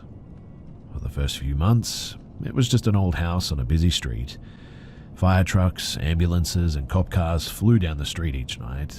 So much so that I had to get blackout curtains or my room would legitimately look like a knockoff disco of flashing lights. My daughter was 5 at the time and she had a hard time adjusting to living in 2 houses. She would frequently climb into bed halfway through the night because something had woken her up and she was scared. I would feel her crawl in and over me routinely, hands, elbows, and knees, feet even, all haphazardly crawling all over me. Now one night, around 2 in the morning, I felt her, but this time not crawling into the bed, but crawling out. I felt her tug my shirt, pulling me to the side to crawl out of the door, and I don't know why the change in direction woke me up, but it gave me an uneasy feeling, so I rolled over to grab her so she wouldn't fall off the bed. I murmured something like, "Kiddo, do you need to go to the bathroom?" But as I turned to grab her, I felt nothing. My arms folded into each other and my eyes shot open instantly, thinking that she tumbled off the bed. As I sat up groggily, I saw her standing in the doorway, but that was when I realized that it wasn't her. I can still remember the face, close to my daughter's age, a slight smirk, innocent and playful. She wore a yellow sundress with white flowers. She's burned into my memory, but not in a frightening way, I suppose. I turned to look at my daughter, passed out cold, snoring on the other side. When I quickly snapped my head back to where the little girl was standing, whoever she was gone. I've told that story a million times, and it wasn't the last experience that I had there, and the little girl certainly wasn't the only person that I saw. Now, for some time, it was unsettling thinking about the little girl. I hated scary movies. The jump scenes always made me flinch, but seeing her that night was different. There was no smash cut to a twisted face, no loud sound, just a little girl standing there looking at me with a soft smile. If anything, it felt like a roommate messing with me maybe. I felt her, I felt my shirt being tugged. I felt the weight on my chest, which means that it wasn't a dream. It was a physical experience. Honestly, I felt like I was losing my mind for some time after that. I hadn't told anyone yet. There wasn't a way that I could share it and not make it sound like I was just dreaming. And honestly, I had started to convince myself that it probably was just a dream. Unfortunately, or I don't know, perhaps fortunately, the next day would make it much harder to convince myself that I was dreaming. So if you know anything about rec hockey, then you know it's hard to find open sheets of ice. My beer league games mostly started at 9 or later. I had leaned into playing and as a single dad, needed help with my daughter on the late weeknights.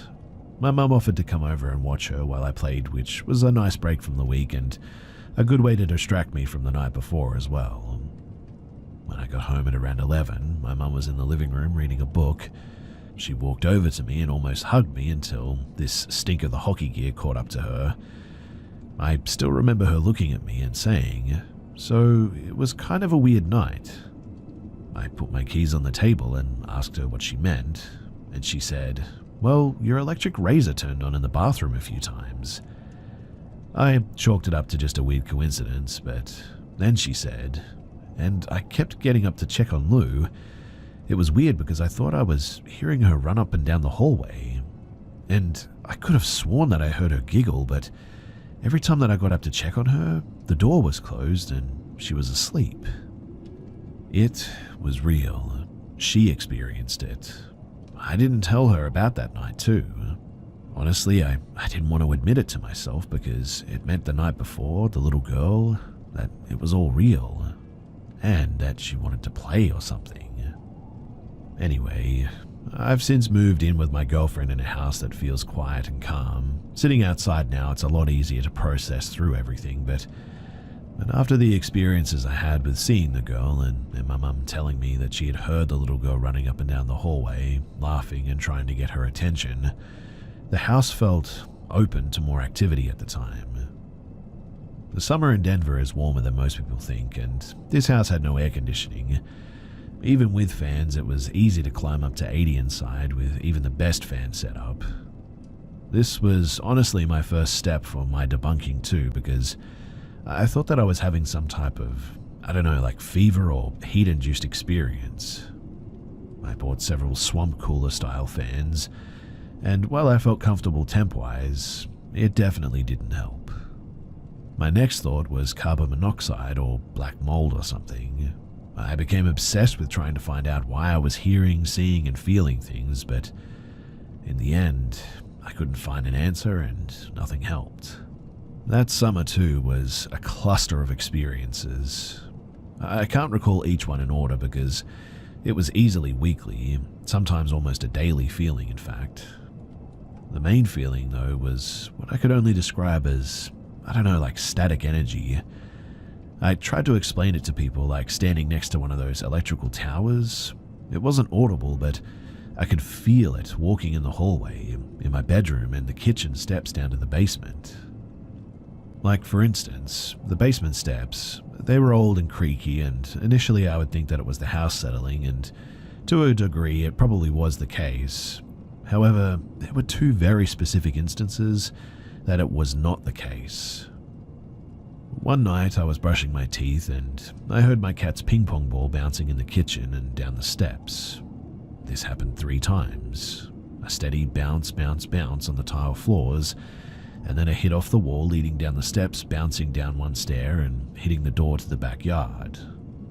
After the 3rd time, I called out to my cat to knock it off, and I remember so vividly sticking my head out of the door and looking into the kitchen, and there was my cat, not in the kitchen but laying in my daughter's room, in a very cat-like pose of not caring. But there was just no way that she could have made it over there and lounged in the time that I had heard the last ball bounce down. On another occasion, I was working from home and had my computer set up in my dining room.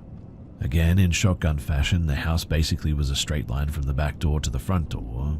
My desk was set up in a way that I could look out the front window of the living room to my back room. I was on a team call with an employee, and that's when I heard footsteps running up and down the back stairs, to the point where I had to tell my employee to give me a second.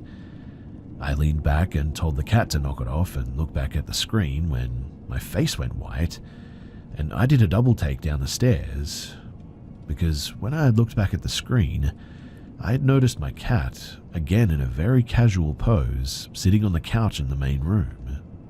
I had told my employees about it, and when this particular one experienced it with me, I felt very validated by this because the steps were clear enough that they were audible but quick and playful, and they had heard it too. And if it wasn't a cat, then it was something small and curious, and I really don't know how to explain it. Now, this next one is hard to describe, but I'll try. So, as more things happened, I started talking about it more, generally on the phone or on team calls. If I was in a room, the hallway or kitchen and started to talk about the little girl, I could suddenly feel her around me. What this felt like was a sort of quieting of surrounding noises. If you can think about the sensation when you faint, the noise kind of muting or to a quiet ringing, almost like a tunnel hearing instead of a tunnel vision, that was a trigger for me. The next sensation would be a classic goosebumps, and then kind of like an inner radar where I'd just see a part of the room in my head. A lot of the times it was the hallway, but I just have this feeling of like, hey, look here. All three of those would intensify, and I would have to intentionally say no and walk away to sort of break it off. Honestly, I don't think that I'm doing it justice to just how constant the feelings and the little sounds were in this place. I only slept with headphones there. Nothing ever felt evil, I guess, but I just couldn't keep up with the constant movement and energy. I needed to sleep, and things were too curious with me, and it got to the point where I'd pretty regularly feel a little tug here or a pressure there on my bed. I stopped letting my cat stay in my room to try and debunk that, and it persisted. I told my mum about all of this, and she, for my birthday, told me about her friend, who apparently was a medium. Even with all of my personal experiences, I had serious doubts about this all, and I made sure not to give him any info prior to, and told my mum to do the same.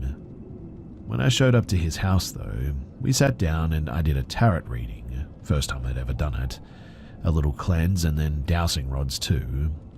This was when my inner skeptic certainly kicked in. I mean, here I was holding 2 rods apparently communing with the dead. Nothing happened. I held them in my hands and asked a few questions, and they limply moved, but nothing of consequence. I remember him asking me to ask a general question about anything, so I paused and asked if I should leave my house. The rods didn't move, but he looked at me and said, "I want to talk about your house. There's a girl there, isn't there?" I nodded and said, "Yeah, my daughter," and he smirked. "No, you've seen a little girl. She's like a bedroom, a hallway, stairs or something. Very playful." At that, I remember putting the dowsing rods down and just asked, "What does she look like to you?" At this point, I was trying to see if it was a tell I was giving off or something to make all of this make sense. "She's not from now. I see her in like a homemade type of sundress. She's probably close in age to your daughter. Flowers. I see flowers." I was lost in the vision of the girl that he was describing to perfection. "She likes to play at night a lot, doesn't she? You have balls that she throws for you, or a pet or something. She's not evil, she just likes having nice people there. And she isn't the only one there, too." Honestly, whether I had fully understood it or not, I was at terms with the little girl that I had seen, but there was something else in the house, something older and bigger. At times, the movement that I heard and the energy that I had felt was different, heavier and not as playful. I really did not like hearing him say that. He told me that the girl was someone to talk to, basically to talk to her like a parent if I was over her playing and needed a quiet space. But as I told him what I experienced with feeling the tunnel hearing, the inner vision of where people were, he told me to be careful. It sounded like I was sensitive and that thinking was one thing, but talking directly to something, allowing them in, could lead to attachment. I can assure you that that day was a long drive back home. 2 nights later, I was laying in my bed, and I heard books on my shelf being flipped through. At first, I sort of chalked it up to the fan, but after about 5 minutes of the noise, I turned the fan off and it kept going, like somebody flicking through books. I sat up quickly, 2 or 3 times flashing my phone's flashlight to try and catch something, but there was nothing. After one more attempt, I turned off the flashlight and I sat in my bed and said, "I need to go to bed now and I need you to be quiet in here. Please, go to bed." All the sensations suddenly hit me. The quiet noise, the goosebumps, seeing where she was, and then it was quiet. It stayed quiet. After that, I said thank you, and then I fell asleep.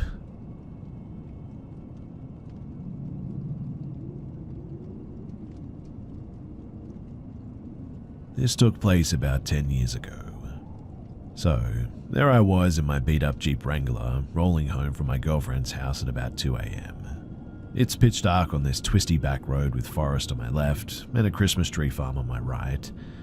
The road is pretty narrow and has very little shoulder, but not much bank either, just gravel and grass really.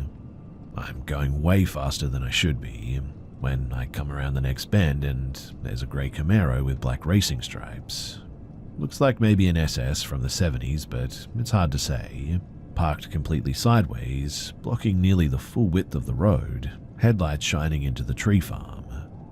And there's this guy, leather jacket and jeans, slicked back salt and pepper hair, leaned back casually on the side of the car smoking a cigarette. I slam my brakes and manage to bring it to a slow roll. I'm too trusting of a person, so I think, oh wow, must be having some car trouble. I'll roll my window down and pull up to see if he needs help. Before I can even start rolling my window down, this dude tosses his cigarette to the ground and full-on starts walking at me.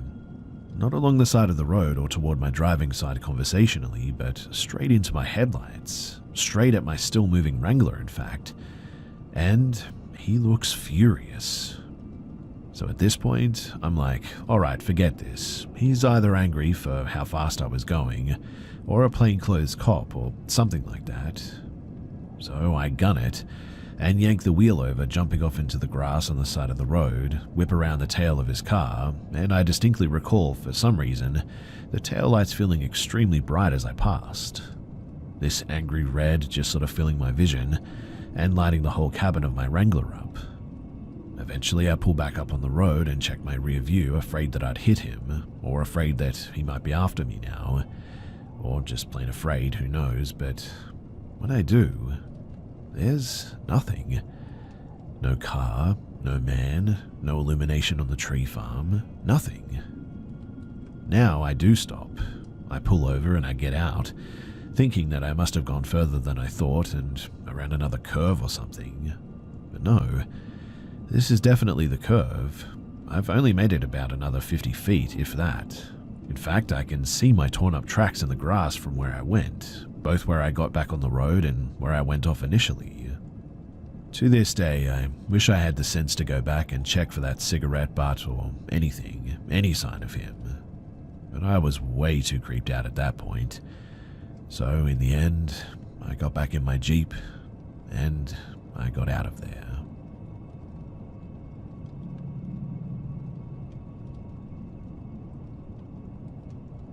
So I work at a bar that has a back alley that then leads into a small secluded parking lot. There are several large trash cans, and many small ones there too, and there are some addicts, homeless folks, etc., who will come to the alley pretty often. Usually they're pretty harmless and just look through the trash or ask for $1, but sometimes they aren't, and tonight was one of those times. So I went out to the back to throw out a bag of trash when I noticed a man walking quickly by the farthest group of garbage cans from the back door, which also happens to be the one that I use.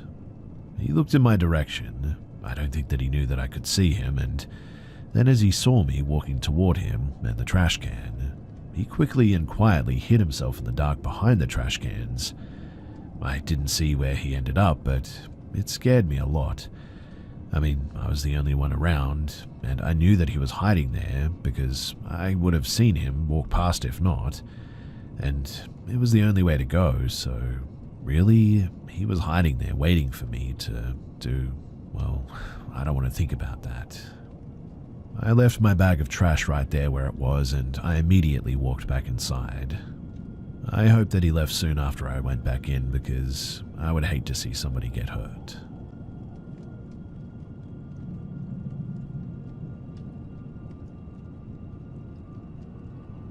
August 11, 2001. It's easy to remember the exact date because it was the same night as the premiere of Samurai Jack on Cartoon Network. I was 8 years old at the time, and this was a big deal. So of course I had a sleepover with my best friend Kay at her mum's house. We slept in the living room so that we could watch TV as we fell asleep. I was showing Kay my new favorite movie, Titan AE, and around 3 a.m., we were woken up by decorative indoor wind chimes. For whatever reason, they were going crazy, like there were actual wind gusts in the house. At the same time, it sounded like a whole pack of cats fighting in the front yard. Being children, it freaked us out, and We decided to go tell her mum that we were going to move to the bedroom for the rest of the night. When we opened the door to the room that her mum and 12-year-old sister had been sleeping in, we couldn't see them in the bed. Kay climbed into the bed and was like, "What the heck? There's no one here." So we assumed that they had moved to one of the other bedrooms, but there were 3 after all. So we began the search, but they weren't in any of the rooms. We started turning on every light in the house and getting a bit frantic. Doors were locked, keys were on the rack, car was in the driveway. Kay was freaking out because she thought that her mum's stalker got out of prison and abducted her mum and sister. Now, the next thing that I remember was the sunlight was what woke me up in the next morning. We were back on the living room floor as if we had never gotten up, with no memory of going back to sleep. But the weirdest thing is that we both recalled vividly looking for her mum and sister. So, naturally, we interrogated them the second that we saw them. Luckily, my bestie's mum is pretty open-minded and she actually believed that we weren't making it up, and that was pretty strange as well. Her mother, to this day, continues to recall the details of that day, but unfortunately my friend has somehow completely forgotten that it happened. I usually get a bit of a dismissive reaction when I share this story. My husband believes that it was a dream or sleep paralysis, which I have no problem considering, but